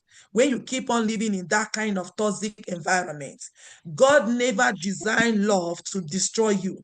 Love cannot destroy you. Rather, love is supposed to complement you and make you become strong. So your peace matters a lot to God. Your happiness, your mental health matters to God. If you think that your mental health, you don't love your children, you don't love your family to give them for it to stay alive, please stay alive for God's sake. Your dignity matters to God. If a relationship is breaking your mind and your spirit, is working against the purpose of God for your life, that is against the purpose of God for your life. So tonight we are going to talk about the pathway to healing. How do we heal from this? How do we get ourselves healed from this kind of mental, psychological, and emotional abuse? One thing I know is that healing begins from you. It begins from you. It begins from you. And it also begins when you admit that you need healing. Some people, when they're in that emotional and mental abuse, when you go to them and say to them, what is going on? They want to hide everything. They don't want to speak up. You need to acknowledge the pain. You need to admit that I need help. This is not okay. This is not right. This is not right. This is abuse. So until you identify that this is an abuse, that's where your first healing starts. Your healing will start there. Bible says in John 8, verse, it says, you will know the truth and the truth will set you free. So you need to first acknowledge that the pain, admit that I need help. I need to speak up before the healing will come. Number two is that you need to rebuild your identity, renew your mind, replace lies with truth. Stop saying to yourself, I am not good enough. Rather, replace it with I am valuable. I deserve respect. Yes, even a little child deserves to be respected.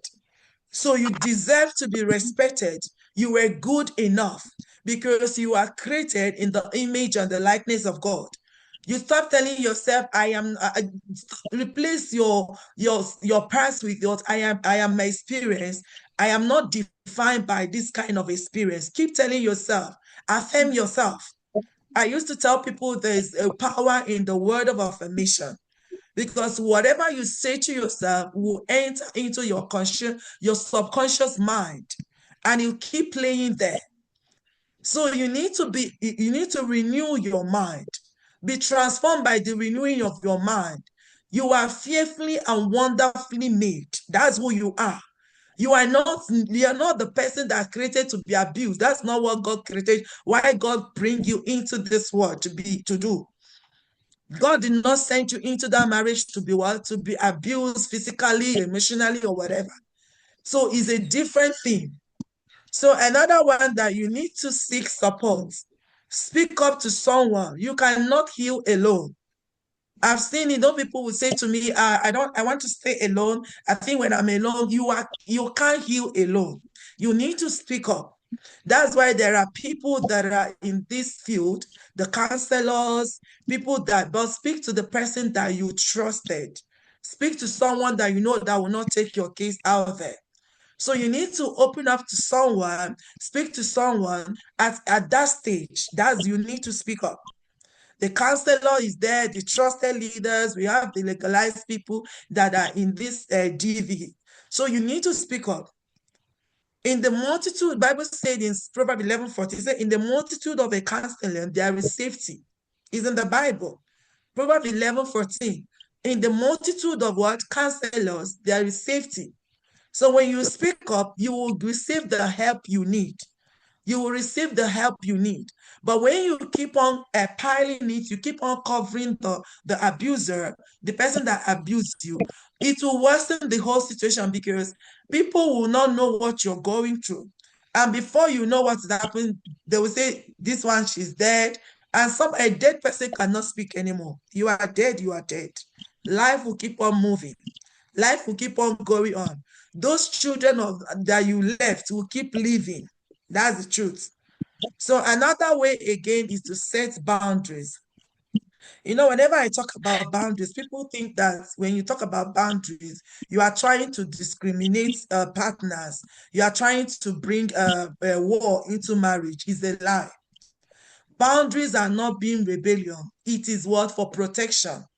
Boundary is not being selfish. You are protecting the peace, a healthy boundaries. So you need to begin to set a healthy boundaries, emotional boundaries, physical safety boundaries. Set a boundary, guide your heart with what? All diligence. That's why I keep telling all the singles that are here.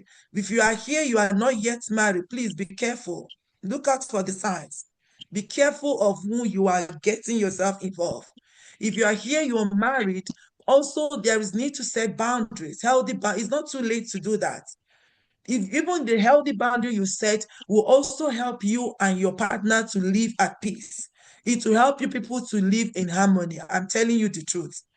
There is something that is called, there is no way somebody will just come and say to you, I've warned you, don't come and pick up this phone. I warned you. You know what?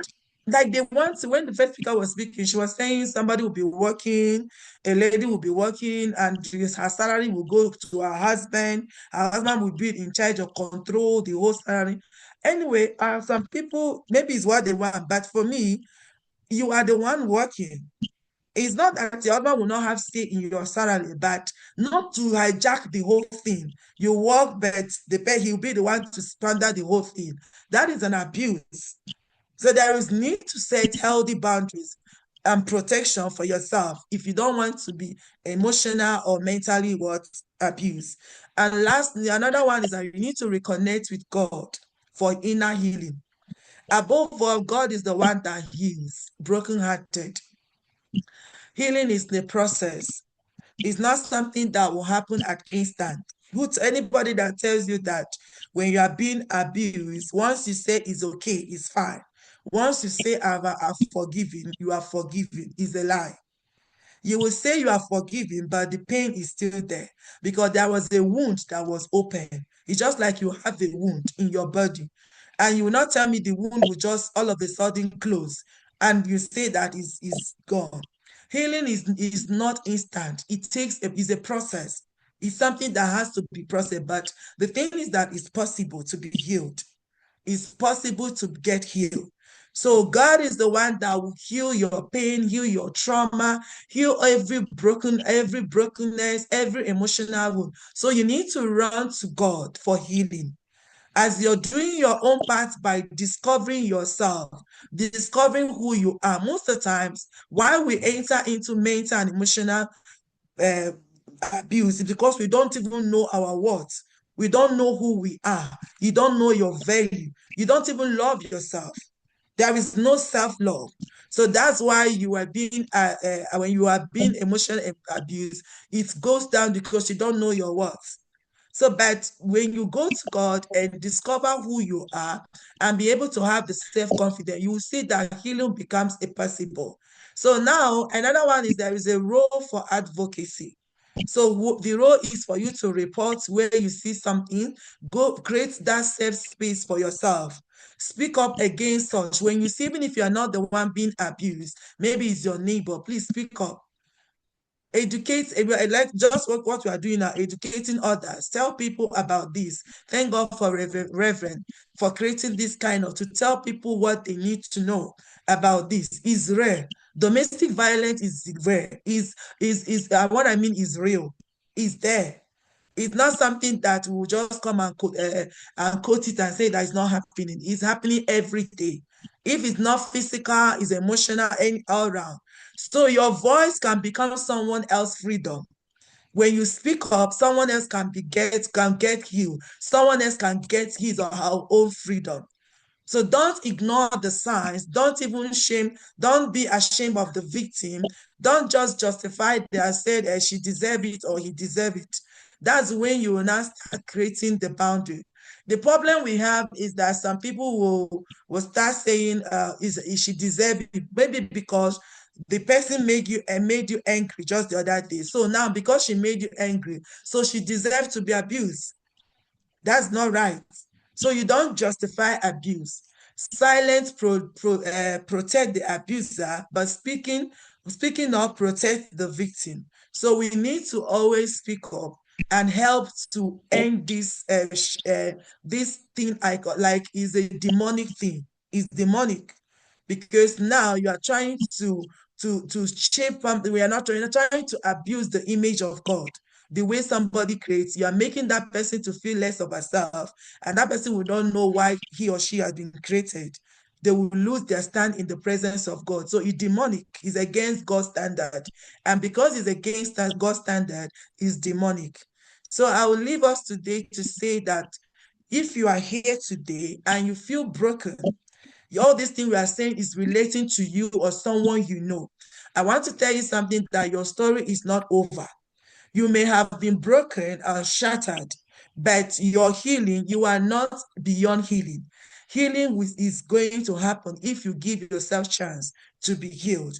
If you give yourself chance to get that healing, I tell you the truth, you're going to get that healing and everything will be fine. Thank you so much, Mommy, for this privilege. Thank you. I rest my case. Wow, thank you very much. Yeah. You always have a lot. Thank you. It's so deep. These sessions we always have is not enough to discuss all this. Just like I said, when we had our International Women's Day, I said we are still going to bring in all the speakers one after the other. We still have a lot to talk. We have to go on in all this conversation. And this one is one that is so urgent now because lives are involved. A lot of lives are involved. And you said something, my take home from what you said that is like you said severally, that when you keep quiet, you keep silent, you don't speak up, you are protecting the abuser, not the victim. And you said your voice can become someone else's freedom. That's why we are gathered here. That's why we are gathered here. When we hear this one or two, even if we are just 10 in this platform, and we go out there, let our voice become the voice and telling others about this, that this is, like you said, is demonic. I see it as satanic. Because at times when you call it demonic, it's like a little, how do I call it? The hierarchy of demonism. It is not what we should even call it. It's highly satanic when someone tries to make someone not to live in the fullness of God's purpose and plan for their life. That's what especially emotional abuse does. You see a woman in a marriage, you are in a marriage where you are living in fear. A man is coming, you are shaking. That is satanic. You are not living with a friend, you are living with an enemy. And but just like the first speaker, second speaker said, Professor Moses said, some of these things you see is even a cultural, let me say, culture has inflicted most of these things we are seeing, pain in marriages, in people's lives, which is not God's purpose and plan for their life. You said that a person will not live in the fullness of God's purpose. Exactly. Nobody will live that way. If we know how important is bed, a lot of people, they feel it's not their problem. They are nonchalant about it. And when you tell a lot of us to speak up, women in particular speak up, they are always, I don't know if it's part of the stigmatization, always hiding or always wanting to stay married. Let them know that I'm married, and many are dying in the marriages. So let me just continue because we have two more speakers. I was trying to make some of our members here a co-host, but it's not allowing it. I don't know why they said the workplace cannot take co-host. So we have to be very fast so that, because my system, everything had to go off. I'm just managing a little of this. We just have to be fast. So our next speaker now tonight, thank you so much, Dr. Bere. I appreciate you. You are a wonderful woman of God. May the Lord bless you and keep increasing your wisdom in Jesus' name. Our next speaker tonight is Professor Victoria Samuel. She was also here in our last meeting during the Women International Day, which all of us, we know her very well. She's a woman of substance, a woman of many parts. Tonight, she's going to speak on advocacy, economic empowerment, and escape.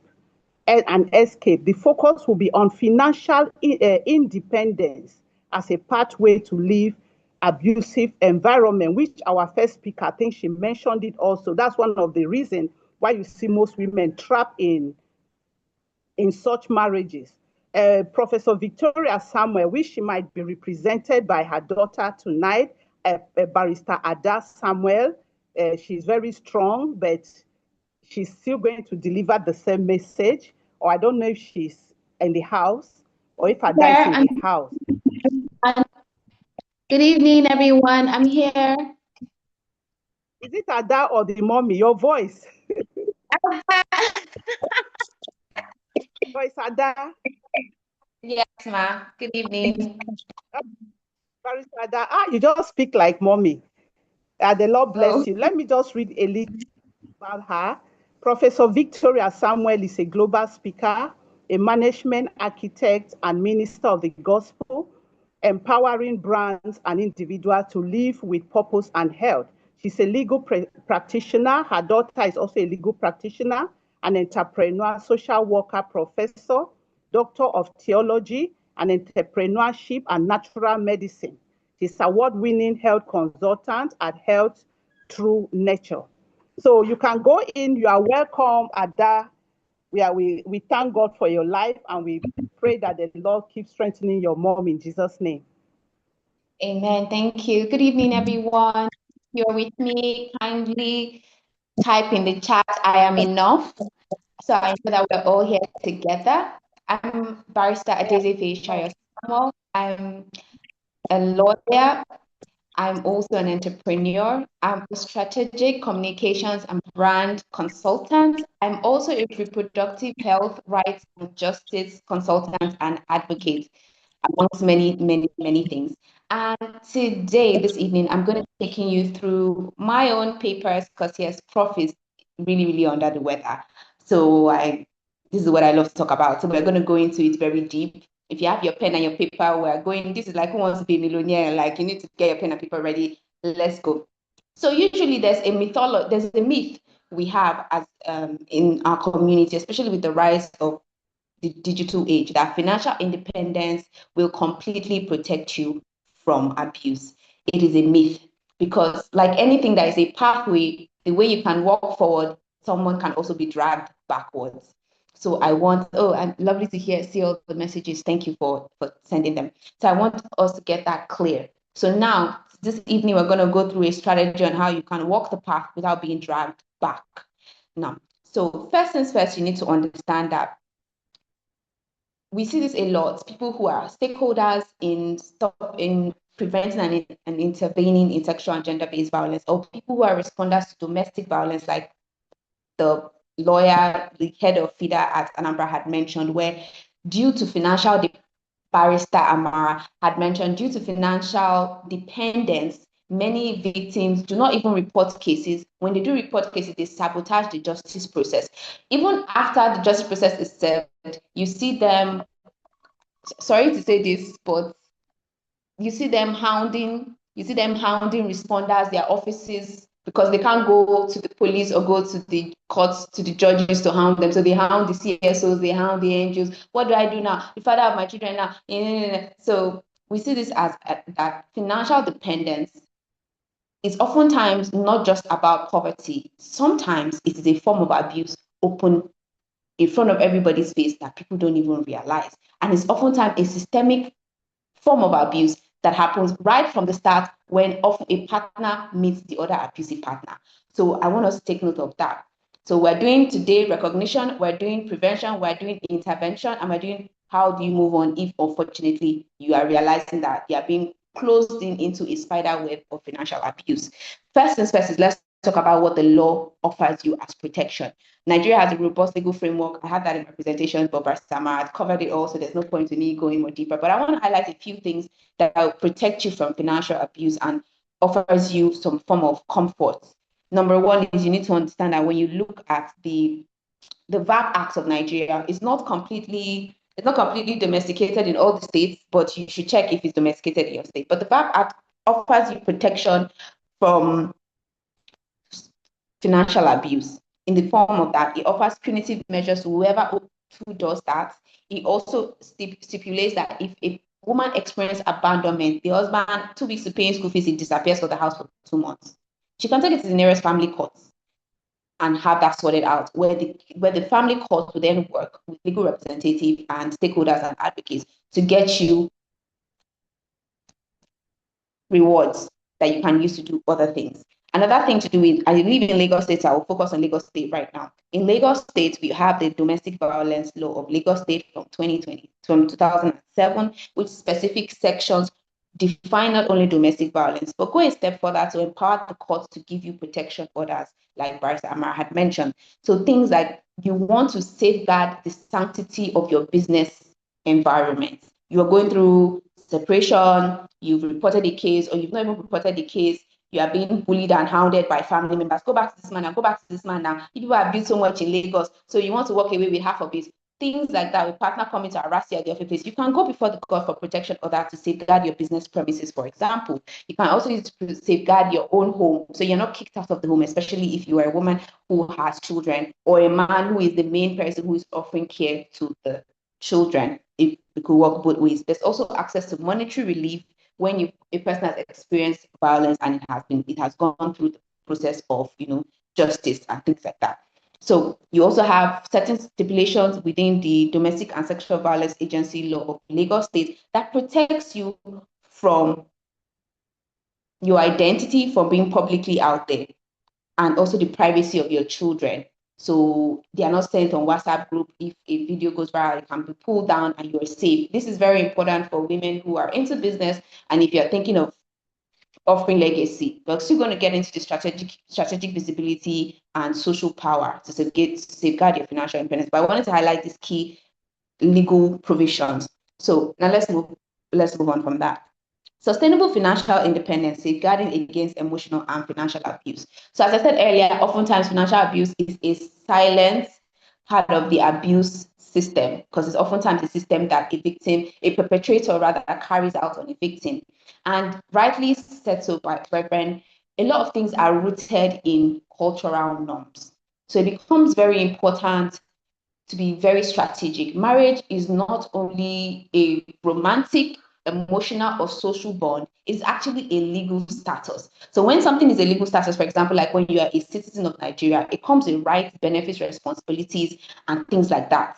Like you're a citizen, right to pay tax, to vote, same thing with a legal status that marriage brings. So you need to be just as strategic as men are with marriage.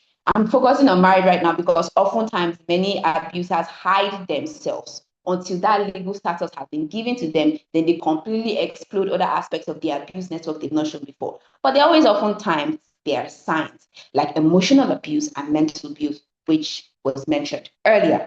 So you need to only someone who is emotionally grounded, mentally stable, is able to diligently not only attain but sustain financial independence. And so, which is why when I have conversations with the younger women and we're having panel conversations with young advocates, you can see with some of the experiences they share, even within just being university students, they're already experiencing emotional and financial abuse subtly from their romantic partners. And they are also gender advocates. I'm just trying to say this to let you know that it's a very subtle thing, and because most of things is subtle, is systematic, and most of these things are somewhat embedded in negative, harmful cultural norms, most people don't know. And like Dr. rightly said, most perpetrators are not okay. They're also reenacting patterns from their childhood that they've learned about what power is in relationships and things like that. So I wanted to mention that. Now, how do we safeguard your financial independence? It's actually a combination of a couple of things. You alone, you're not one alone against many is not enough. You need a team. So that's where advocacy comes in. That's where SGBV intervention frameworks come in. And that is where economic empowerment comes in. So under this, I'm going to list 4 points. Number 1, wield emotional power, drop the prey mindset. Number 2, professional life skills to excel in business. Number 3, strategic visibility and social power to safeguard financial independence. Number 4, utilize legal protection against common financial abuse. And number 5, okay, so 5 points, my apologies. Number 5, economic empowerment. So let's run through it. If you're still with me, type in the chat, drop the prey mindset. Now, what is the prey mindset? We see this a lot. People talk about how women don't talk. It's because of shame has been used as a social cultural tool of control of women as a class. Now, your host right now, your panelist right now, she's a researcher. So we're going to go deep into many fields. Just go with me. Don't worry. I pushed my hand first. Now, we see a situation where because shame has been used as a social cultural tool against women as a social class, not as a gender now, as a social. So most women, when they are raised with the accountability measures that men are raised, they are raised with psychological measures like shame. When you do something, shame. Nobody holds you accountable. Nobody teaches you about discipline, responsibility, accountability that sets your own well-being. Instead, shame. So when that framework is running in at the back of a woman's subconscious mind and is running her nervous system, always be in a stressed emotional baseline, leading to the prey mindset. You think you are going out about wearing the best makeup, doing the best you can, but to somebody who is an abuser, you smell like the freshest Ramadan meat that just came off the stove. And how does this prey mindset manifest? Manifest in low self-worth, always second-guessing yourself, handing over your power to make decisions to others. It's as simple things that you ask your roommates, so the pink dress or the yellow dress, why are you giving your power? Why are you giving your ability to make a decision away? An example like what the last speaker said about women, Dr. Iberi said about women giving their whole salary to a man. That's the part of handing over your emotional power, handing over your power. So the key way to stop this prey mindset is you activating a couple of things I'm going to list. Number 1, understand that you are abundant. God, like it says in John 10:10, I'm here to give you life and life abundantly. That's your default because you are made in the image of God. You are abundant. Nothing is missing. Once there's lack, once you detect lack consciousness, you detach from it because it's not your original frequency. That's what we need to be coming and protecting our mind, guarding our hearts very diligently, like it is war. Like I'm telling you, like this is war. Okay. So number 2, you need to understand self-preservation. You need to shift from being reactive to proactive. Self-preservation most. There's an code in relationships that only they can achieve, which is why the emotional labor sometimes can lead to emotional abuse and mental overload. Why? Because there is a way we've been socialized, again, women as a social class, not just a gender now, but also as a gender now, to hold certain energetic dominance. One may not be accorded the benefits of those dominance, like you running room, making the decisions, holding all the calendar at the back of your head, knowing who is your third child's school teacher, when is the birthday, knowing when the malam down the street has let you owe egg for 2 weeks, when his wife is giving birth. All those emotional, all those things, they bear their costs. So when you're a woman who is proactive and you run from self-preservation, you understand that without me, the world would crumble. And I am my world. So I have to make sure that I am good. Because when I'm good, I feed a nation. When I'm good, I take care of a community. So that is another point to rub the prey mindset. Heal your self-worth. And then you need to build your emotional intelligence, regulation, and management. Why am I talking about all of this? You cannot make money if you're not emotionally grounded. That is why many women can't sustain a lot of things. If you're not emotionally grounded, you can't, because you can't be able to set financial boundaries. Financial boundaries are rooted in emotional strength, emotional power. So let's move on to the next one. The professional life skills you need, there are a couple of them. One is your ability to make sure that your reproductive health is in good shape, because your hormones impact your decision making, your gut impacts your decision making, your womb impacts your creativity. You're a businesswoman, if you're a woman who is in a career, you need all these things. Your gut impacting your emotions, your reproductive, all of these systems, you need them in check, in place. So you need to have that life skill of knowing how to make sure your hormones are balanced and your womb is in a good shape. You need to be able to manage your energy and your time. I mentioned emotional intelligence. You need faith and vision alignment, creativity, so many other things, critical thinking. Like I myself am a lawyer, I'm an entrepreneur, and during my clarity strategy session, that is what I help women work through, setting up these life skills. I've seen women transform their lives, their businesses, and their relationships with this. So moving on from that is you need to industrialize a skill you have right now. We are in the era of the wisdom and industrialized skill set age. We've shifted. We're not just only in the tech boom age anymore now. We've shifted. So you need to find a way to industrialize a skill. It could be something simple, how well you clean a home, something simple, and your community becomes your market to dominate. Please. I never got to when somebody's poor. Let me you know the things that I've done in my life. Do you understand what I mean? You can't be poor. You are abundant. Remember. So moving on from that is you need to get financial and investment literacy. Back to the comment I made about how women are not socialized as a social class the way men are. So they have access to certain information that is very normal for a man to have, woman to have. And that's taking hold. They say, don't worry now. And when you buy back the next 20 years, let me just buy first.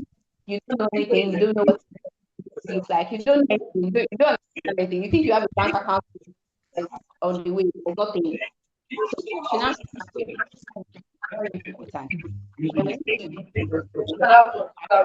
Using AI and tech and social media. Now, if you're not and success or responsive framework for your business. That is why you're doing all this self-preservation, will to emotional power, to build a legacy, to live, to sustain, not just only build, but build one that is sustainable. That is the way you really make sure you're not dragged back the path of financial independence to financial abuse. Moving on from that is strategic visibility and social power. Financial independence. There's one thing I noticed about powerful women. They're always visible. Fame is a shield, and we are lucky to live in the modern technology. Barrister, please, can you speak enough? Because of time, our last speaker is supposed to have spoken by now. Please, sorry about that, please. Okay. So things like using social media, making sure your business has legitimacy, keeping access to all your passwords, making sure all your documents are safe. Sign a prenup, please. Sign a prenup, please. Keep your documents to yourself privately. Document your activities. Make sure that you have your own private account, mostly possibly a high yield investment account. You can have one for joint family running. You can have one for whatever, contributing money to family. Have something that is privately yours.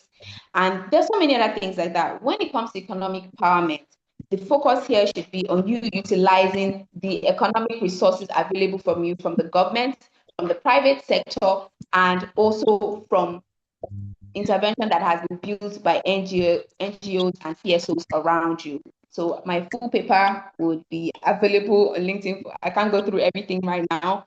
So yes, I would let Reverend know about that for people who are interested in the full paper. Thank you so much for listening. And remember that you are abundant, you are enough, and you wield your emotional and financial power diligently. Thank you. Thank you very much. Sorry for interrupting you, please. We will still appreciate if. Are you with me, please? Yes, I'm here. With me. Hello, I'm here. If you cannot finish up, we know the time is very short.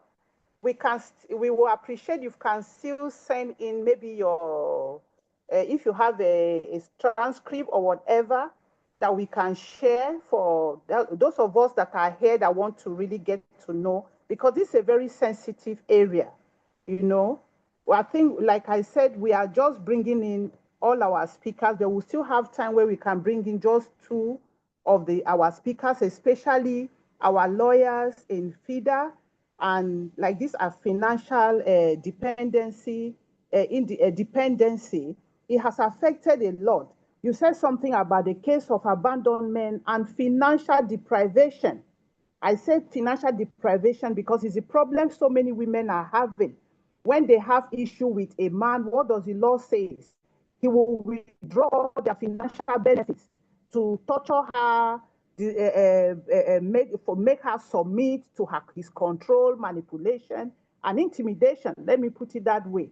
So we need to really look into all this because a lot of women don't know that the law protects them when it comes to especially abandonment and financial deprivation. I think it's the right word, legal word to use. So thank you very much, Ada. I know you have a lot to deliver, and we will appreciate if you can have the script. And for those of them that wants to, follow up with this, so we can have time to even ask some questions, just one or two questions. But we will still get back to all this because it's very, very important. If we want our voices to be heard, we have to be addressing all this. Thank you so much. I appreciate you. God bless you. God bless you. Thank you, Ada. Thank you. So let us go straight into our next speaker because of time. Our next speaker, my wonderful friend, Fida. She is the next speaker. We don't really have time. We didn't have time to really talk much the way we wanted to. It's Barrister Uchenna Ogo, please. Is it? Oh, because I know of Ugo. Or Ogo. Please, can I announce that? OG. Don't mind me. Barrister Ogo, that's fine. It's all right. Ogo, thank you very much. She's going to speak on advocacy and community responsibility, the role of individuals, organizations, legal bodies like FIDA, and communities in prevention and support. This is very important. But let me just read a little, let us just know a little about Barrister Uche. We might not take everything. Barrister Uche, she has a LLB, which we know, and she has MBA, ACI. We might not have time to go into the explanation of that. Is the founding and principal counsel of Brooks and Wells Legals. We need to get her contact. Those of you that are in Lagos, you get her contact, get that of Anambra State. And we still have a lot of collaboration alliance we want to do with you people, a lot. And I wish the Commissioner of Police came here. We will still organize this so that, and our media partners, so that we will have a way to really speak up and protect a lot of people, not only women. She is a seasoned commercial lawyer with over 24 years experience, providing professional advice to both Nigerian and cross-border clients. We also need you in AWID because we are into cross-border and intra-African trade in my organization. We really need to collaborate with you in that area also, principally in business establishment, international joint ventures transaction. That is what we do in AWIT also. Compliance, corporate restructuring,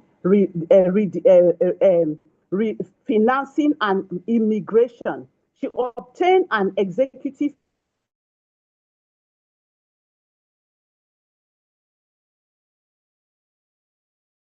MBA from the long experience in the legal aspect of contract documentation. I think I'll just have to stop here because of time so she can go, but I'm still going to publish this. We need to really know more about her. Thank you so much for coming, Barrister Uche. God bless you. Thank you so much for having me. I'm glad to be here. It's always an opportunity that I enjoy, to lend my voice to topics like this. Okay, yes, I understand that my profile was quite lengthy, and then of course for want of time you had to abridge it, but I think it's important to note that I'm the chairperson, FIDA Nigeria Ekpe branch. Now, Ekpe branch is from Lekki Phase 1 all the way down to Ekpe. That's the jurisdiction that I cover. And I decided to show my video before taking it out so I can concentrate and talk extensively on the topic that I have at hand. I am actually quite glad about my topic, and I'm glad it's actually the last, because every other person who had spoken spoke about domestic violence, how to protect, how to prevent, how to, ensure that victims are catered for. But my topic is on advocacy. So just permit me to take out my video, please. Thank you. Okay. So my topic is on advocacy, and the question is, what is advocacy? For us, especially in our organization, advocacy is almost synonymous to what the name of our organization is, FIDA. FIDA is International Federation of Women Lawyers. And advocacy means supporting a cause. This is something we live by. This is something we do every day. Supporting a cause in context of social issues or creating change, making awareness of a particular issue in the society. That's basically what advocacy is. And it is a responsibility not just for organizations, it's a responsibility for individuals, legal bodies like my organization, communities. Everybody has a crucial role to play in prevention and support, for victims. And so I'll, for want of time, I'll quickly break it down and go quickly and touch on all the points. The first point I'll talk about is the individual. What role does individuals have to play? And I will start with the power of one, because as an individual, you are just one person.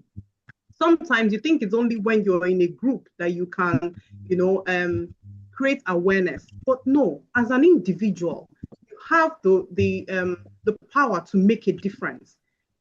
There's this slogan that says, if you see something, say something. It doesn't necessarily always have to be you. It could be something you notice in your environment.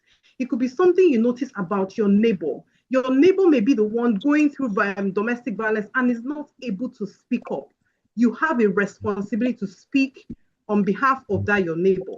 You can go to some of these organizations and report, that something is happening in a certain place, And of course, as an individual also, there are so many other ways that you can apply yourself to make a difference. Very simple actions like volunteering. In FIDA, all the lawyers there are qualified lawyers to practice in Nigeria, in any part of Nigeria.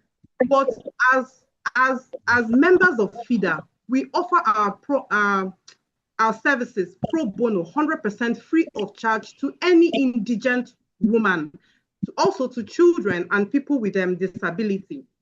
So in giving that service, we are all volunteering. All of us are volunteers right from the beginning to the end. That's what we do. We are not paid for it. We're happy to give this service back to the society. As an individual, you can donate. You can donate to the work that we do. For instance, in FIDA, there are some cases that we have to file in court. It takes money to file those cases in court. When you come to court, court does not say, oh, this one is a case of domestic violence, so you don't pay. No, you still have to pay. So most times we rely on organizations to fund us, or we dip our hands in our pockets and we fund those things just because we want to save an individual. As a person, you can contribute to the bigger picture, within your own little circle, within your circle of friends and family. You can hear something. For instance, if you've been in this webinar, there's one or two things that you may have taken out of this webinar that you can actually go on a platform where you have your friends or your family and drop a nugget there.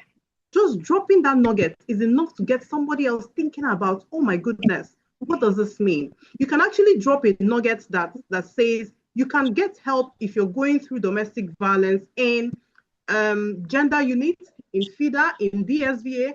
I am concentrating on Lagos because I am in also Lagos State. These are organizations where you can go and receive help free of charge. So you can raise awareness, you can support these causes. Like I said, donate, volunteer, give of your skill. You can be a friend. You can be a friend to somebody who's going through some of these issues. A lot of them are usually very shy. They may not ordinarily have been shy people, but their conditions have made them shy. They do not want to speak up about what they are going through. And so you can use your own privilege to amplify and magnify their own voice. You can be their voice. So that's your role that you can play as an individual. Now, as an organization, what can you do? If you're in an organization, such as the one that has given us a platform to speak today, and an organization also such as the one that I work for, FIDA, right here we have structured impact, so organizations can create campaigns. We do that in FIDA every single month.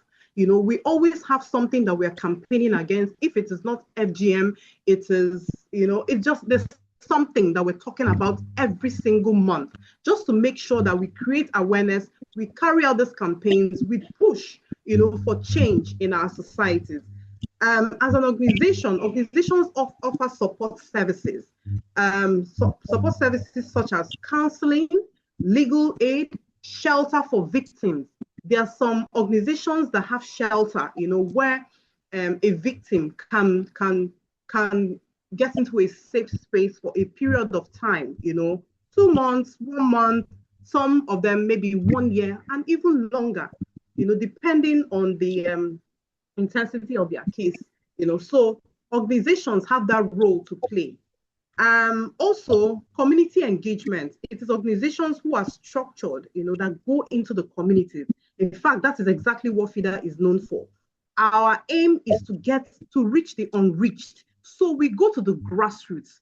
I tell you some of the communities that we go to in all the states of Nigeria, because FIDA is in all 36 states of Nigeria, including the FCT. We have about 46 branches. In Lagos alone, we have 5 branches, So there are some communities that we have gone to do sensitization and advocacy that people have never heard about. I give an example. Last year, we celebrated the International Day of Education, for children. And we went to a community called Akodo Ise. Akodo Ise is a very last community in Lagos State. After that, all you see on your right side is the Atlantic Ocean. And then on the other side is, I think, Ogun State or so. So in fact, the Bale was so happy to see us. He was so happy to read. He said that particular community in Lagos, that they feel very abandoned, that they feel nobody knows them, they feel totally unreached. As a matter of fact, if you get there, you find out that, the ocean usually has surges, and sometimes it wipes away their houses and then they start rebuilding again, so there's just a lot going on there. So that's what FIDA does. We go to these grassroots communities to let them know you're not alone. There's help, Don't think that, if you're going through a situation, you cannot do anything. No, you can. It doesn't necessarily have to be you doing it, but somebody is willing to take up your matter on your behalf. Now, what are the roles that legal bodies play?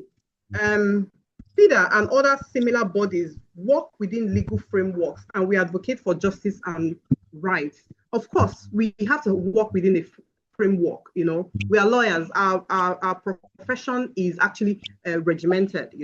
So we cannot work outside the legal framework, which means that all those laws that we have heard about, for instance, the one my sister Amara talked about, the VAP law, the one I think Professor Victoria also mentioned, the Lagos State Domestic Violence Act, and all of those things.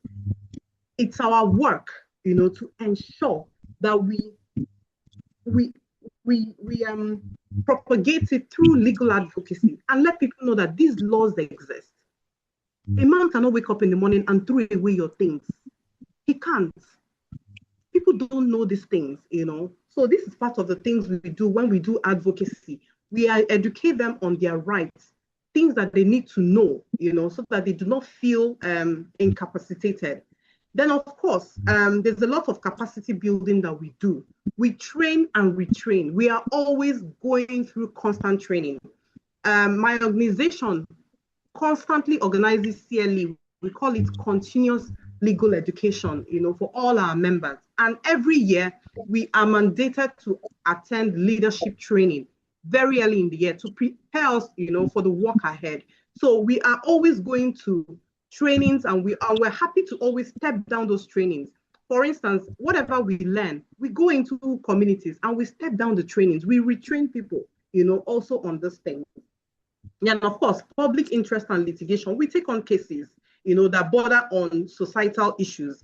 There's so many cases that FIDA as an organization has taken up in courts, right to the logical conclusion, and we have won those cases. Those cases have actually now become local classics. What I mean by that is, cases that people point to and make reference to, when they are also talking about their own issues. And then, so the third category I'll talk about is the community themselves, the power of, community. It's a collective power that the communities have. As a matter of fact, communities are at the heart of advocacy, because these are the individuals that we actually go to talk to. We need their collective voice, their collective action to be able to drive the changes, that we're talking about and make it significant within their own communities.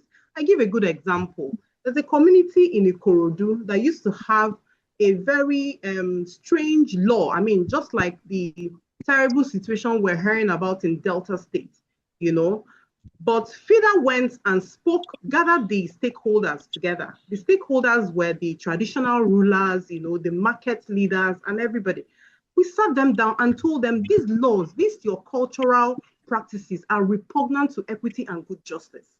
Look at how it's affecting the people in your community.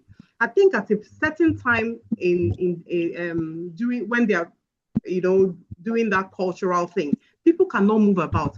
You're restricting people's movement, and the constitution is against all of those things. I tell you, do you know that community sat down together and abolished that cultural practice just because FIDA stood up?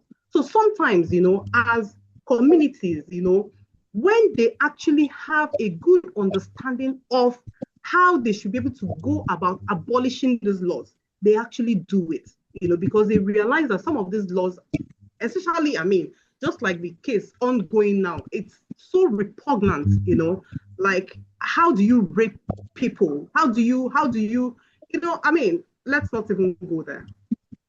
So I'll talk quickly about prevention and support, and then shortly I'll just round up. So I think prevention and support, I will take it from a dual approach. Prevention involves addressing the root causes, just like I said now. Sometimes the root causes of the problems that we see are these cultural norms. Cultural norms where, people believe that, if I earn an income as a woman, I hand it over to my husband. He's the one that will now give me what I will spend, in the month. So we need to address these root causes. Inequality, lack of education. Education is at the root of all the problems that we see. And as big as Africa is, Africa is actually lacking in adequate education, especially on issues that matter. We're not just talking about mathematics and English now. When I'm talking about education, I'm talking about, educating the mind with respect to what is now acceptable in this century. We do no longer live in 1900. We are in 2026. There are some things that are practiced in our various African countries that should be abolished, So that's what I mean by education. So education is not only when you go to the organized and primary, secondary. Of course, those are very important because it changes your thought process, to see things differently. So much as that side kind of education is important, the other side of education is also important. So we have to educate communities about their rights and their issues. We have to provide resources such as healthcare, legal aid, counseling, like some of the speakers have said, people do not know who to trust. But we always tell them in FIDA, anytime we go for advocacy, we tell them, come and tell us all your problems. We are all sharing the same problems. We are women just like you. We do not have any interest in spreading your story around. You can trust us, So this is an opportunity to also tell people here, if you're in Nigeria and you're here, and again, FIDA is also an international body, actually. We have in Cameroon, we have, in places like Colombia, we have it all over the world, Run to FIDA. run to FIDA. FIDA will listen to you. They will embrace you. We are all women. We are all fighting the same cause, you know. And then, of course, as an organization, we also advocate for policy change, you know. Of course, these policy changes also address the root causes and then support affected groups. Like I said, FIDA Nigeria is part of a global FIDA network and focuses on women's rights and empowerment. We offer legal aid services to the indigent in the society. As a matter of fact, these legal aid clinics, you know, they happen every single week. It's not a monthly thing. It is not a biannual situation. It is not a quarterly thing. So every single week, you know, we have these legal clinics running back to back. So it's not a question of saying, oh, I can't get help. No, on a weekly basis, there's somebody there to listen to you. A lawyer will be assigned to take up your case. Of course, we do a lot of advocacy. We push for laws and policies benefiting women. And of course, also capacity building. That's what we do. We train lawyers, we train communities. What are the challenges? There are so many challenges that we face, even as lawyers in this field. The most critical one is funding. It's funding because we are completely we are a non-governmental organization, and so we have to rely on other people to fund us. And there's a lot of societal attitudes. You go to some communities, once they hear FIDA, because they know we're going to protect the women, they don't even want us, you know, to come into their community. Or they will say, these FIDA women, you know, the fear of FIDA is the beginning of wisdom. So all these things are societal attitudes and systemic barriers that we face, you know. Then, of course, we cannot be, let me talk about the opportunities now. We cannot be over grateful to technology. Technology has really, really enhanced the work that we do, you know. We have a lot of, we leverage technology a lot these days, you know. We use our Facebook, we use our IG, Instagram pages, you know, to publicize and create awareness everywhere. We now have a YouTube channel where people can go and listen and get help. Then, of course, we do a lot of collaboration with the government, with other civil society organizations, other NGOs and communities, you know. And finally, for sustainability, FIDA is so structured. We are very focused on sustainable models for long-term impact. You know, we have taken out time as lawyers to do great research, great work, come up with documents. You know, we have strategic plans that we're following.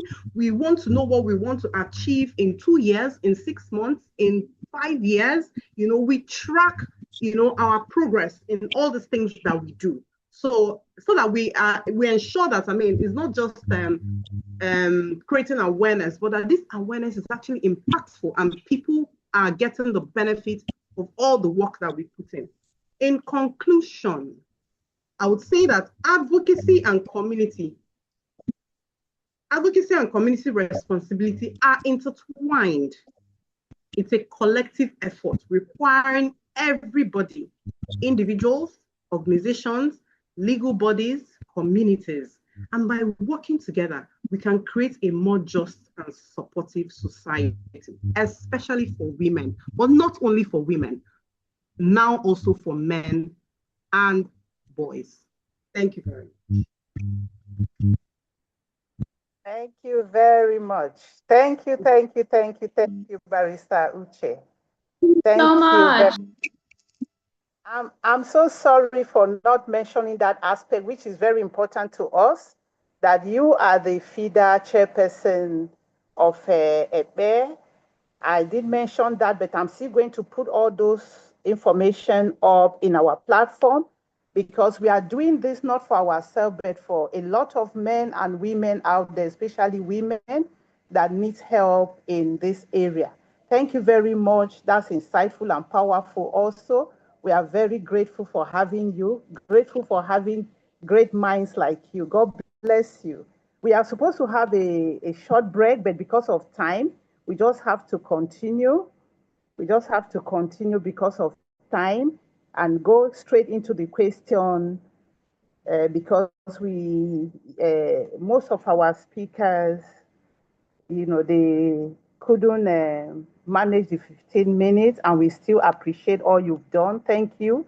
We all have a lot to say, but the time is not really on our side.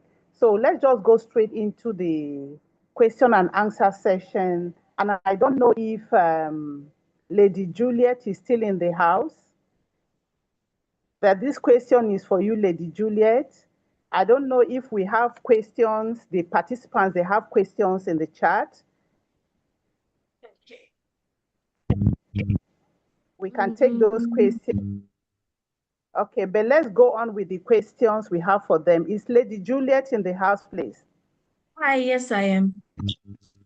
Okay, please. I would like you to just answer this question, that what are some of the less obvious form of domestic violence that people often overlook?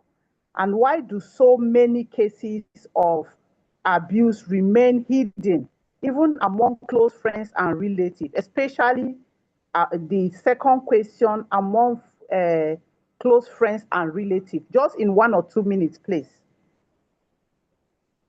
I would say that is the emotional, psychological, and then financial. It's something that we don't pay much attention to, but it's very leading, even in some family situations outside of marriage, in some family situations where the girl child is sometimes required to drop out or even engage in like commercial activities that brings money in order for the male child to be prioritized. So all those are kind of some kind of financial economic abuse. And then even in some cases where the female child is not paid attention to, children's emotions are not factored in. So all those are abuse that are not well taken care of. Especially financial. That Very aspect, a lot important. of people about that.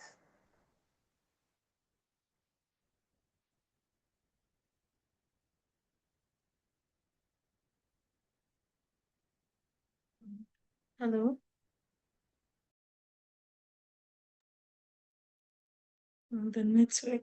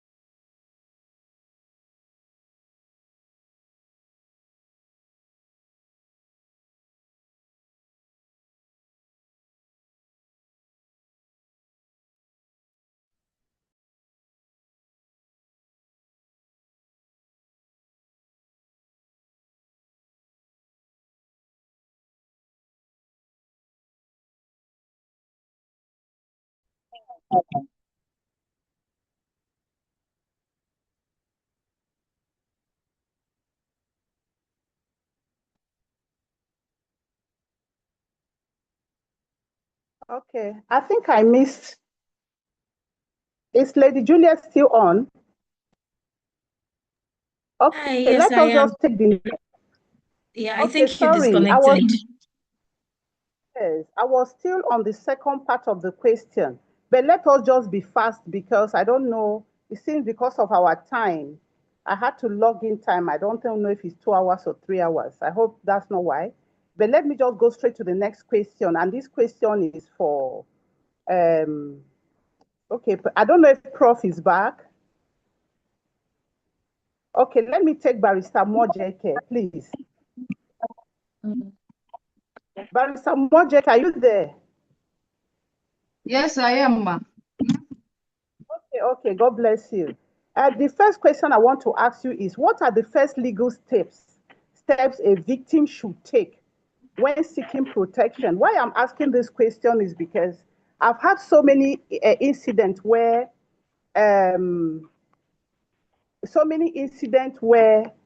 victims will call, and I'll always tell them, when you get to the police station, please give them the phone, let them call.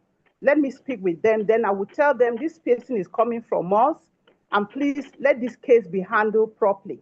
And by the time you know it, some of them will say, you should go and bring your husband. Some will say it's civic, but though they've not told us that. There's some of them, they have this issue of, do they go and get a lawyer first, or do they report to the police first, and so on. So please kindly address that, so that some of us here, or those that are here that needs clarity in that area, you know, will know what to do, or educate others around them. Just like Barrister Uchenna said, it's a community thing. So we can even know how to educate others around us. There are so many women, you know, that need clarity in this aspect. The first legal step to take. Yes, all right, ma. I want to say that, you know, we spoke about, can you hear me, please? I can hear you clearly. All right, you know, we spoke about going to the police, right? But I want to say, if you are a victim of GBV, the first step, the first thing you must do is to make sure that you have an evidence of what you're going through. Some people, well, their husband will hit them, or their wives will hit them, and they will be injured, and they will go into the bathroom, have their bath, clean up everything, wash up the clothes, dress properly, and then contact FIDA. And when you are telling those stories, the law does not work with stories. It works with evidence. So I tell people, if you have an issue, can you take a picture? Can you do a voice recording? Can you do a video recording? Like, just like in every client, even if say other clients, it's very important that we preserve evidence. If it's a rape case, there is every need to contact the hospital, a government hospital, where the evidence will be preserved. So that is very important. Then secondly, why many people come to FIDA is because when you go through an organization, your organization will be able to guide you on the steps to take. Most of the cases we handle don't even go to the police. They end up at FIDA center. For example, when the husband has abandoned the family without means of sustenance, and they report to FIDA, the first thing FIDA does is to send out an invitation to the other party and get the other party to begin to provide for the family. Going to the police and to the court in such cases are the last resort. So apart from extreme crime that we need to just plunge into immediately and report to the police, we do what we call mediation in our FIDA center.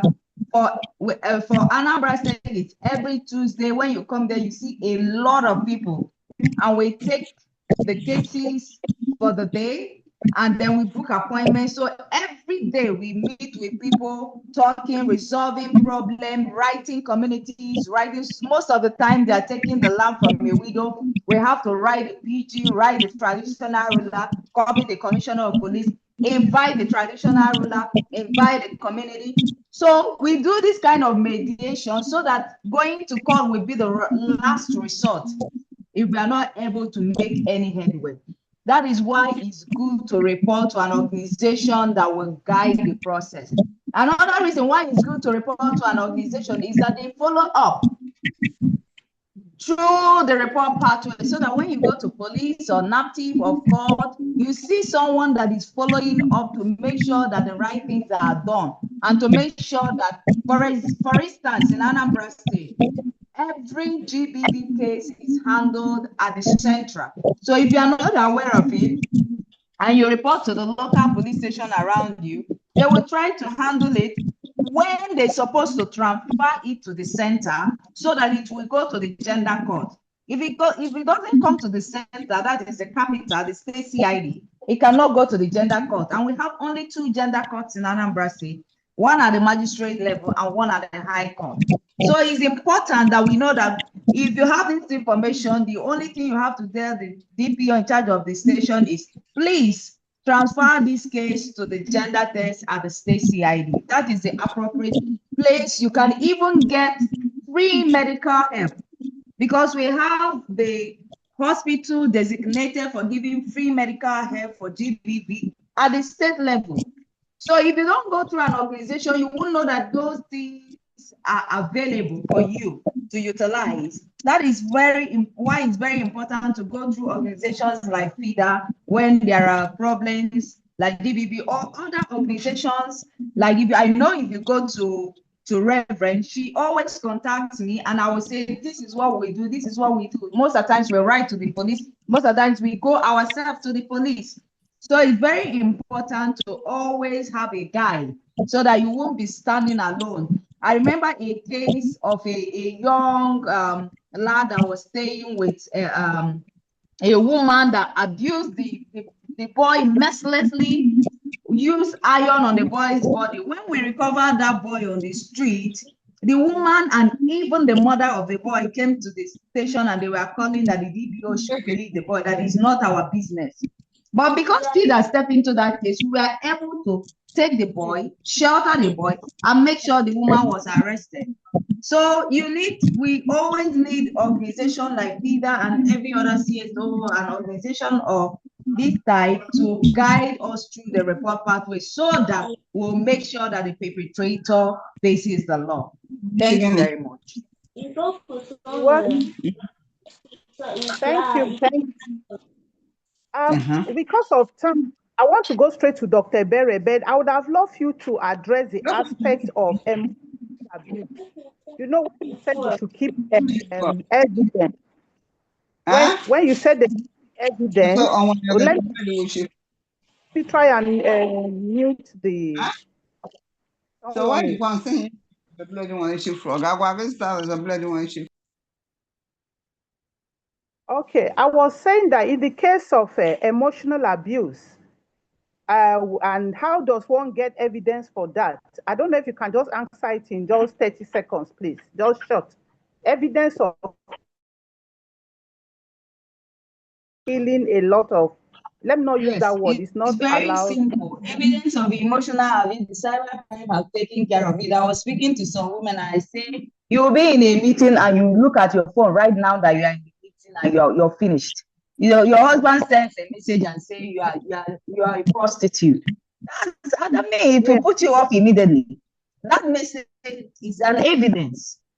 Do you understand? Okay. And then you can have evidence of money is not being sent money to eat, like we have not being sustained in the family. Those are evidence. Your children are sent out of school because they did not pay school fees. Those are evidence. So it mustn't be only when someone is beating you and blood. Emotional abuse, text messages, phone calls, recording of voice notes of body shaming. All those are evidence that you need to have. Hearing. So those going through such a thing, even when the person is like body shaming, insult, and so on, you can record them. You can record them because you don't know where it might be useful. Let me put it that way. Let me just thank you very much, Barrister Moneke. We still have, I have a lot. I wish we have enough time, a lot of questions to ask. But let me just go straight to Dr. Ebere. Dr. Ebere, please, this question is for you. Can you just please, we know that abuse has mental and health effect on its victim and those around them, like children and family. How does abuse affect a victim's self-worth, which you have answered? You said it, and decision-making, especially that decision-making, because that's why you see a lot of them, like the incident I mentioned. I just have a lot I would have, explain to us here. Stories to tell us here. Incident of the lady I said she was picked up by a redeemed pastor and called me some few years back. When they brought her to me, she was like just mobbing, someone that She was a shadow of herself. She can't communicate. She was like, she's always absent-minded. Just because as a result of years of abuse, emotional, physical, she has gone through. So the question I'm asking now is, how does this abuse affect a victim's self-worth? And especially decision making, one of the decision making of not being able to decide and say, I have had enough. And how can family and friends provide meaningful emotional support to their victims? Family and friends. Please, in just 1 or 2 minutes, please. Thank you. Okay, thank you so much, Ma, for that. Because abuse is something that has deep impact on the victim. So in the aspect of self-worth and decision-making ability, one thing they know is that when a person is constantly being insulted, being ignored or betrayed or even control unnecessarily, they begin to accept it. Like they begin to believe whatever the person is saying about them. If they say that you are useless, they'll begin to see themselves that they are useless, that they are worthless. So they begin to accept those negative thoughts, those negative experiences will start coming up on their mind and everything. And because they start believing that, there is now making them to lose their self-worth, their self-confidence. Over time, their confidence is broken. They can't even stand in the public to talk because they think because if my own partner can tell me this, that means outside person is also seeing me like that. So their confidence is broken and they will start losing their sense of identity. They don't know who they are anymore, what they actually want. So it damages the self-worth of that person. Then when you talk about their decision making, yes, it also affects their decision making. Abuse will create fear and confusion and emotional dependency. So the person will no longer they start doubting their own belief, their own judgment. Maybe they believed something before, but because they think that my own sense of reasoning is now different because they said I am worthless. So they will start doubting their own decision making, whatever decision instead of them to decide, they will ask somebody to decide for them. So fear will start making decision for them. They are not the one making decision. Rather, fear is helping them to make that decision. They will now start feeling like I'm incapable capable of making a positive decision. So whenever this kind of thing does, it makes the person to feel demoralized and everything because they start losing their self, their decision making. They're no longer confident that they can make a valuable impact. They can make a valuable decision. Now, how can we as family and friends help this person to come out of their shell because they have entered into a shell that they need someone to help them to come out? How can we help them to come out of that? Number one way is that we need to create a safe place for them, not being judgmental, and not being judging them because of we start judging them that is your fault, we start blaming them. You need to let them talk, hear them, allow them to express themselves. Don't blame them and say it's your fault. I've heard people always blame women and say you are the one that caused it. You are the one that gave your husband that hand to treat you like that. If you are not doing this, he wouldn't have done that. Instead of you to give the person a safe landing, you have already turned to start blaming the person, to say it's your fault. When you did this, you should have just do this one. You see, it's not easy. So we need to start create that safe and not being judgmental and always let them to know why they are here, their purpose of that they deserve the best. Another one, we need to affirm their words. Yeah, help them to rebuild what the abuse has broken in them. Tell them every time that you are valuable. In fact, praise them, give them that positive word that you deserve respect. Regardless of whatever, you deserve peace, you deserve respect. You did not kill Jesus. You need to deserve respect, you deserve what variable. So you need to affirm them, give them that affirmation that affirm them that of their words. And again, encourage them. You know what? You know, sometimes people will just be like, she doesn't want to speak up, or yeah, leave her. She doesn't want to speak out. She doesn't want their support. Encourage them. Don't force it on them.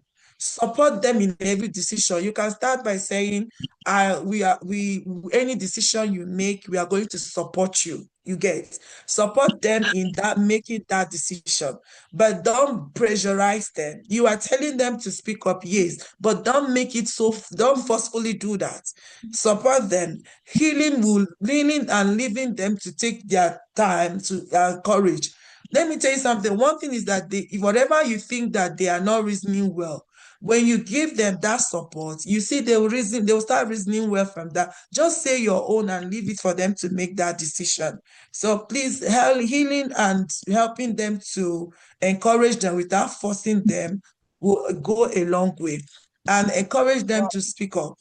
Always encourage them to speak up, because when you encourage them, I didn't say you should not force them, because they are adults. You're not talking to a child. So you need also to give them the time to speak up, to also get that courage, because some of them is fear, but you need to give them time to get the courage to speak up. Thank you. Thank you very much. Thank you, thank you, thank you. Exactly. The one I took there is my take home from there is affirming their self-worth that have been battered, because so many of them, their self-worth have been battered, so they live in constant fear and confusion. And be compassionate too.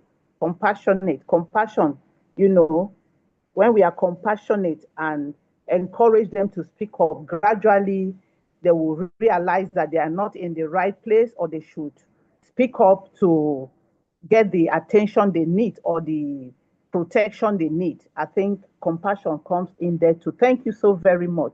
And you also said about encouraging them and give them time to make that decision. That's wonderful. Thank you. I really appreciate you. My next question goes to Barrister Ogo, or Barrister Uchenna. Let me not be Ogo. Barrister Uchenna, please. What does effective advocacy look like beyond this awareness campaign? And how can communities build trust so victims feel safe to speak up? It's just almost the same thing that Dr. Bere have just spoken about. She just spoke about now, you know, that confidence. How can communities build that trust so that victims, what we are seeing now, victims like the woman that they said, I think that was in Delta State, that the husband do lock her up. And like we said, education is not about education of maths, like you said. She was educated and influential, and she could go through such a thing. So how do we, you know, society, communities help victims to build that trust and feel safe to speak up, even to their own family? Most of them can't speak to their families. They just keep enduring. Okay. So for advocacy, you know, for advocacy to go beyond just awareness campaigns, it's important to help people who are not able to speak up. And I would say amplify their voices, you know. Just like I said, if you see something, do something. So when advocacy means, oh, we go to a community, we tell them these are your rights, this is what you can do, this is how it's done, and all of that. But like Dr. Berry said, some of these people have their self-esteem so battered that they do not even wish to, you know, talk about their experiences. Their neighbor, their sister, their friend has a responsibility to speak up on their behalf. You know, I've heard stories about where, I mean, we do not support violence, but I've heard stories about where a woman in a marriage, you know, was being treated very badly, and the brothers of the woman went and gave the man a very good beat up. Again, like I said, we do not support violence, you know, it doesn't really help.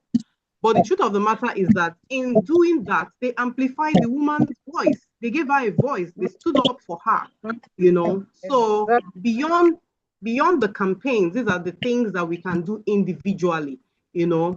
You should also hold decision makers accountable. You should hold them accountable. For instance, I think it was the male speaker. I think he's a pastor, and he was saying something about the churches. If you go to church and complain about your issues, they tell you to keep praying, the man will change. No, we need to. Sorry. I said I'm the one that said it. And it's okay. True. Yes, at the introduction, yes. You know, keep praying, the man will change. No, the people, the decision makers, the people who these people are accountable to should speak up for them. They should interrogate and find out exactly what is happening, you know. And they and when they do that, they do not, you know, because a lot of counseling that happens, men do not want to go. So at the end of the day, you find out it's only the woman that is running from pillar to post. She's the only one that goes for the counseling. She's the only one that hears it. The man doesn't hear, you know. So at the end of the day, there's no impact because the man hasn't heard it. You know, nobody has held him accountable. So these are the ways, you know. And then for communities to build trust, we have to learn to listen to these people.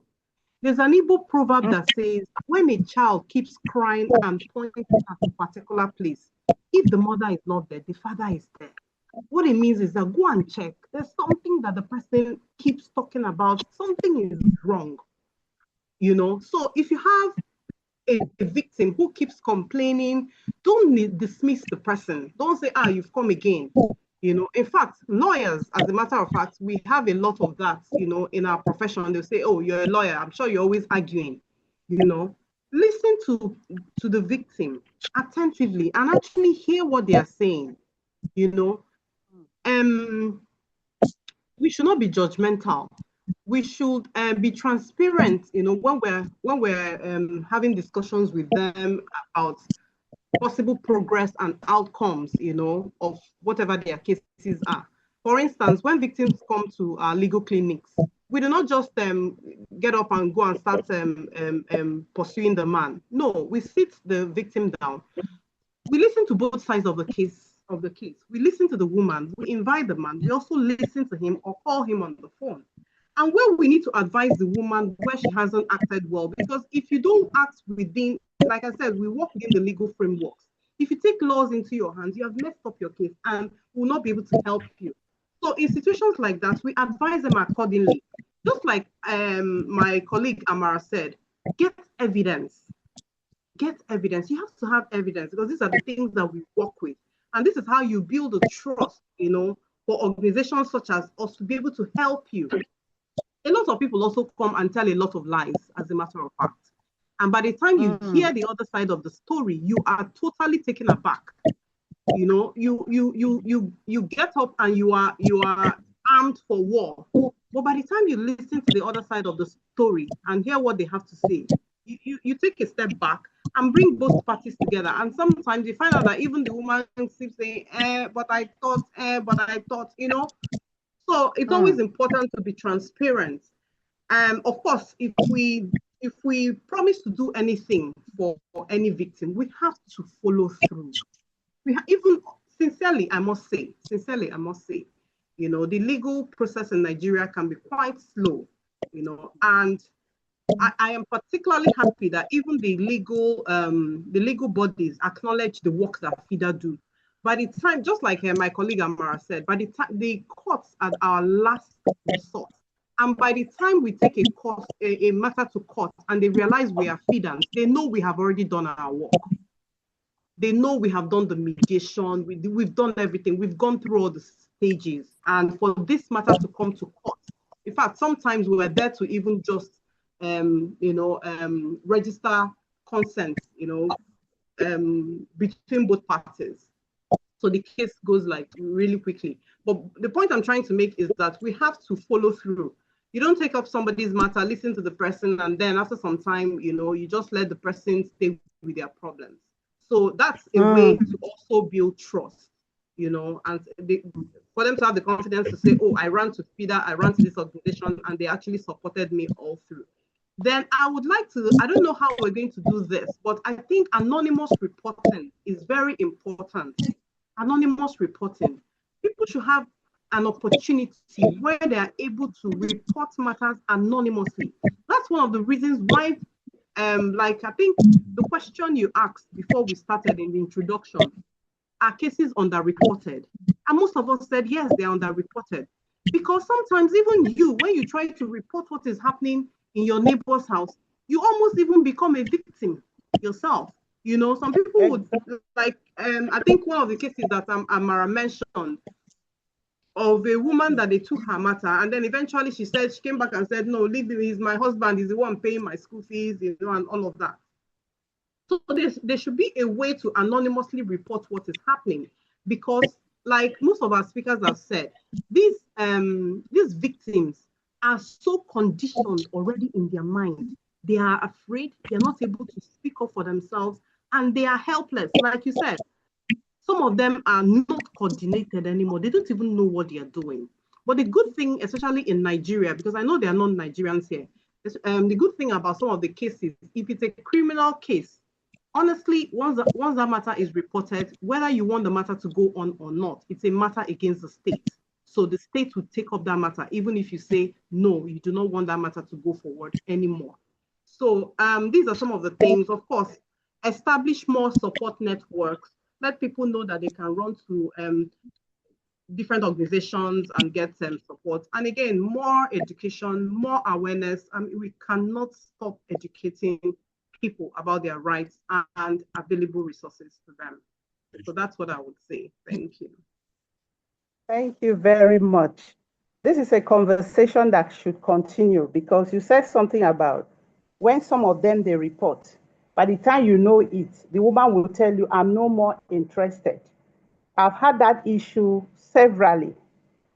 There was a particular case in Sulebe, Lagos, when someone called me very late, around 10 to 11, some few years back, and said this woman's husband locked her out, and he beats her every now and then and locked her out. I made some calls that night just to make sure that she was rescued. And the next day, when they took this woman back to apprehend the husband, the woman told them that the husband. You can imagine. So several like that, but I know women like that, most times they live in fear, just like we said. They are self, they don't have confidence in themselves again, and so on. So it's a conversation we will have to continue, but let us just be fast. Let me just take the last question because our time is almost wrapped up. Let me just ask.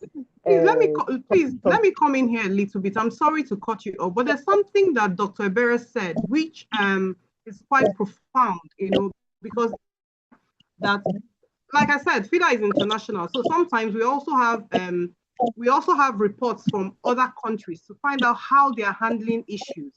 And there was a matter that just came up recently. You know, there's a phenomenon that came up recently, you know, which makes a lot of sense. And Dr. Ebere mentioned it without actually naming what it is. And it's been going on for a very long time, but we now know the name, and it is called secondary abuse. And that secondary abuse actually comes from your family members, you know. Instead of them to give you the support that you need, they blame you first. That blaming is abusing you again. It is secondary abuse on top of the abuse that you already have from your abuser. You know, so we all honestly have to be very careful when people come to us, because victims, like we all know here, are terribly, you know, traumatized, you know. And so if they come and then we now blame them a second time, oh, what were you wearing when you were raped? Oh, how did you talk to him? Your mouth is very sharp. Usually these are family members telling you these things, you know, and or even people who should be protecting you, for instance, the police officers, you know. At this point, you are going through abuse a second time. It's called secondary abuse. So I just wanted to, you know, point that. Thank you so much. And that is always common with even some mothers. They will always tell their daughter, what did you do for him to do this to you? You should know that marriage is endurance. You say, if you had not said this, you would not receive this type of beating. So secondary abuse. There's just a lot to talk about. you so much, Barrister Uchenna. That is really, another aspect you have opened us up to this evening, secondary abuse. Thank you very much. I want to ask Professor Victoria, that's Ada, are in the house, Barrister Ada. Let me just take the second question because of time, just in maybe 1 minute, please. That how can society better support survivors in rebuilding their financial stability? Because this financial instability is one of the reasons why you see a lot of women can't live. Because, like, if you watch the movie Power, I always remember that movie. If you have watched Power here, and one of the people said, when he was talking about ghosts, he said, if you withdraw money from him or from a man, you take away his power. So that's exactly what is happening. I'm sure a lot of women are going through all this. It's because of financial dependency. So what will you say concerning that? How do we start rebuilding that, the society, organization helping survivors in that aspect, please? In rebuilding their financial stability. Barrister, are you there? Oh, I thought I saw her. Okay, maybe we should Ma, just... can you permit me? Can you permit me to speak to that a little? I would like to speak to that. You know, because the grants we receive are dwindling and there are no much grants coming in for people to really be sustained or establish business for women. We are encouraging women to go online. There are a lot of skills you can learn online now. Start learning something, improving yourself. Even if the man is not allowing you to cross that door, you can improve yourself in your own home by learning some skills and even taking some exams to improve yourself, get some certification. Learn how to play chess. You can do it, makeup. You can learn everything through YouTube online now. So that anytime you have time, you can have something to do. Learn how to make soap, how to make online. Everything is there. So that whenever you are on your own, you have little skill that can be able to sustain and establish you. Thank you very much. Exactly. That is what we do in AWIT. Maybe I've not told you, AWIT is African Women International Trade Hub. And we also have African International Trade Network. So that is what we teach women. We have a lot of skills. Some are free, some are paid, but not much, where you can start doing something. The other time I was telling them, I said, one of the women that just learned ordinary kuli, you won't believe it, she has started exporting. Kuli, exporting in bags. So a lot of them, little thing you think is not money, you start empowering yourself with little skills. We have a lot we've done. Maybe we'll still talk more about that, and you can even direct some of them to our organization. So I think we are wrapping it up here. Let us just quickly take appreciation. I don't know if one of our leaders, Dr. Mercy Afolabi Fasan, if she's in the house. Dr. Mercy, yes, I can see her. Dr. Mercy, are you in the house? Please kindly help us with the appreciation. Our guests have done well tonight. We don't know how to thank them. We don't know how to thank them. They've done too much.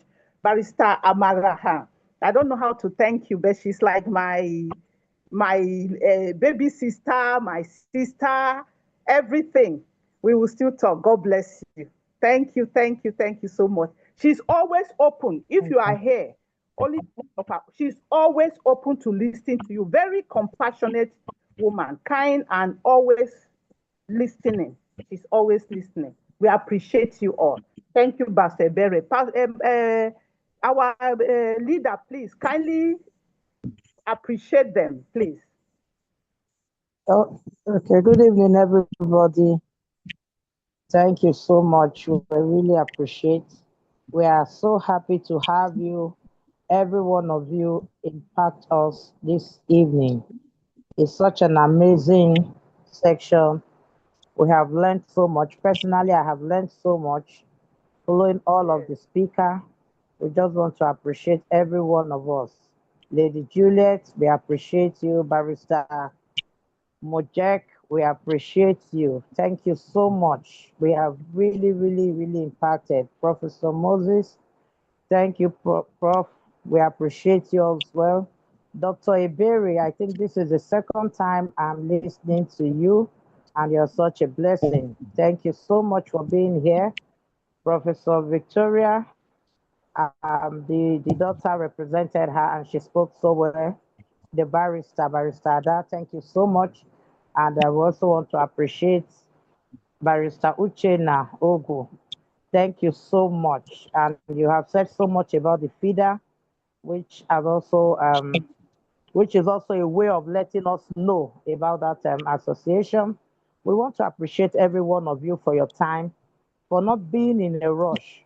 Listening to every one of you, we can hear you speak about this with so much passion, love. You're not rushing. It's not like something that was just Googled, type, and reading out. It came from so much passion. We appreciate that so much. And we look forward to having you over and over and over again. Thank you so much. And I will also be appreciating our president, person of Reverend Victoria Harris. Thank you so much, Ma, for putting all this together and your passion towards domestic violence, advocacy, the awareness for domestic violence. Thank you so much. And we're appreciating all our leaders as well and everyone who made out time to be part of this. God bless every one of you. Thank you so much. Bye. Thank you, our dear leader. God bless you. I appreciate you too. Thank you. You're always there for me. God bless you. There is someone within, I want to also appreciate specially, that's my great friend. She's also helping me in recording a lot of things digitally. Engineer Anselm, I appreciate you. God bless you, sir. God bless you. You are a blessing to me. God bless you. I appreciate you so, so very much. I appreciate everyone too. And she has said it all. We are still going to have this conversation, and maybe at a much earlier time so that we don't have to be rushing. As we have closed, let us remember that breaking the silence is not just a day event like we are having today. It is a continuous responsibility. Let us live here today, not just informed, but transformed, not just aware, but ready to act in all we have had. All we have had. Oh, I don't know where to start. All of you are all amazing. Thank you very much. With so much wisdom, and together we can create a world where no one suffers in silence. Thank you once again for being part of this important conversation, and have a wonderful evening. I pray that the Lord bless you and the Lord keep you and the Lord perfect all that concern everyone, all our speakers in particular. As you have come to empty yourself to us this evening, may the Lord fill you up.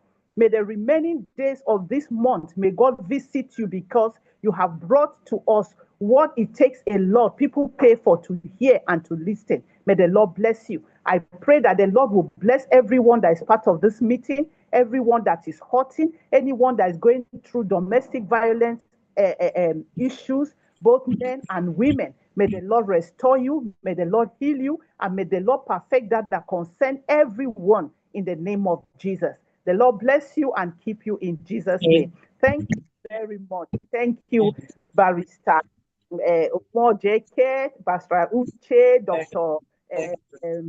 Bere, Lady Juliet. I think she has left. Professor Moses, I appreciate all of you.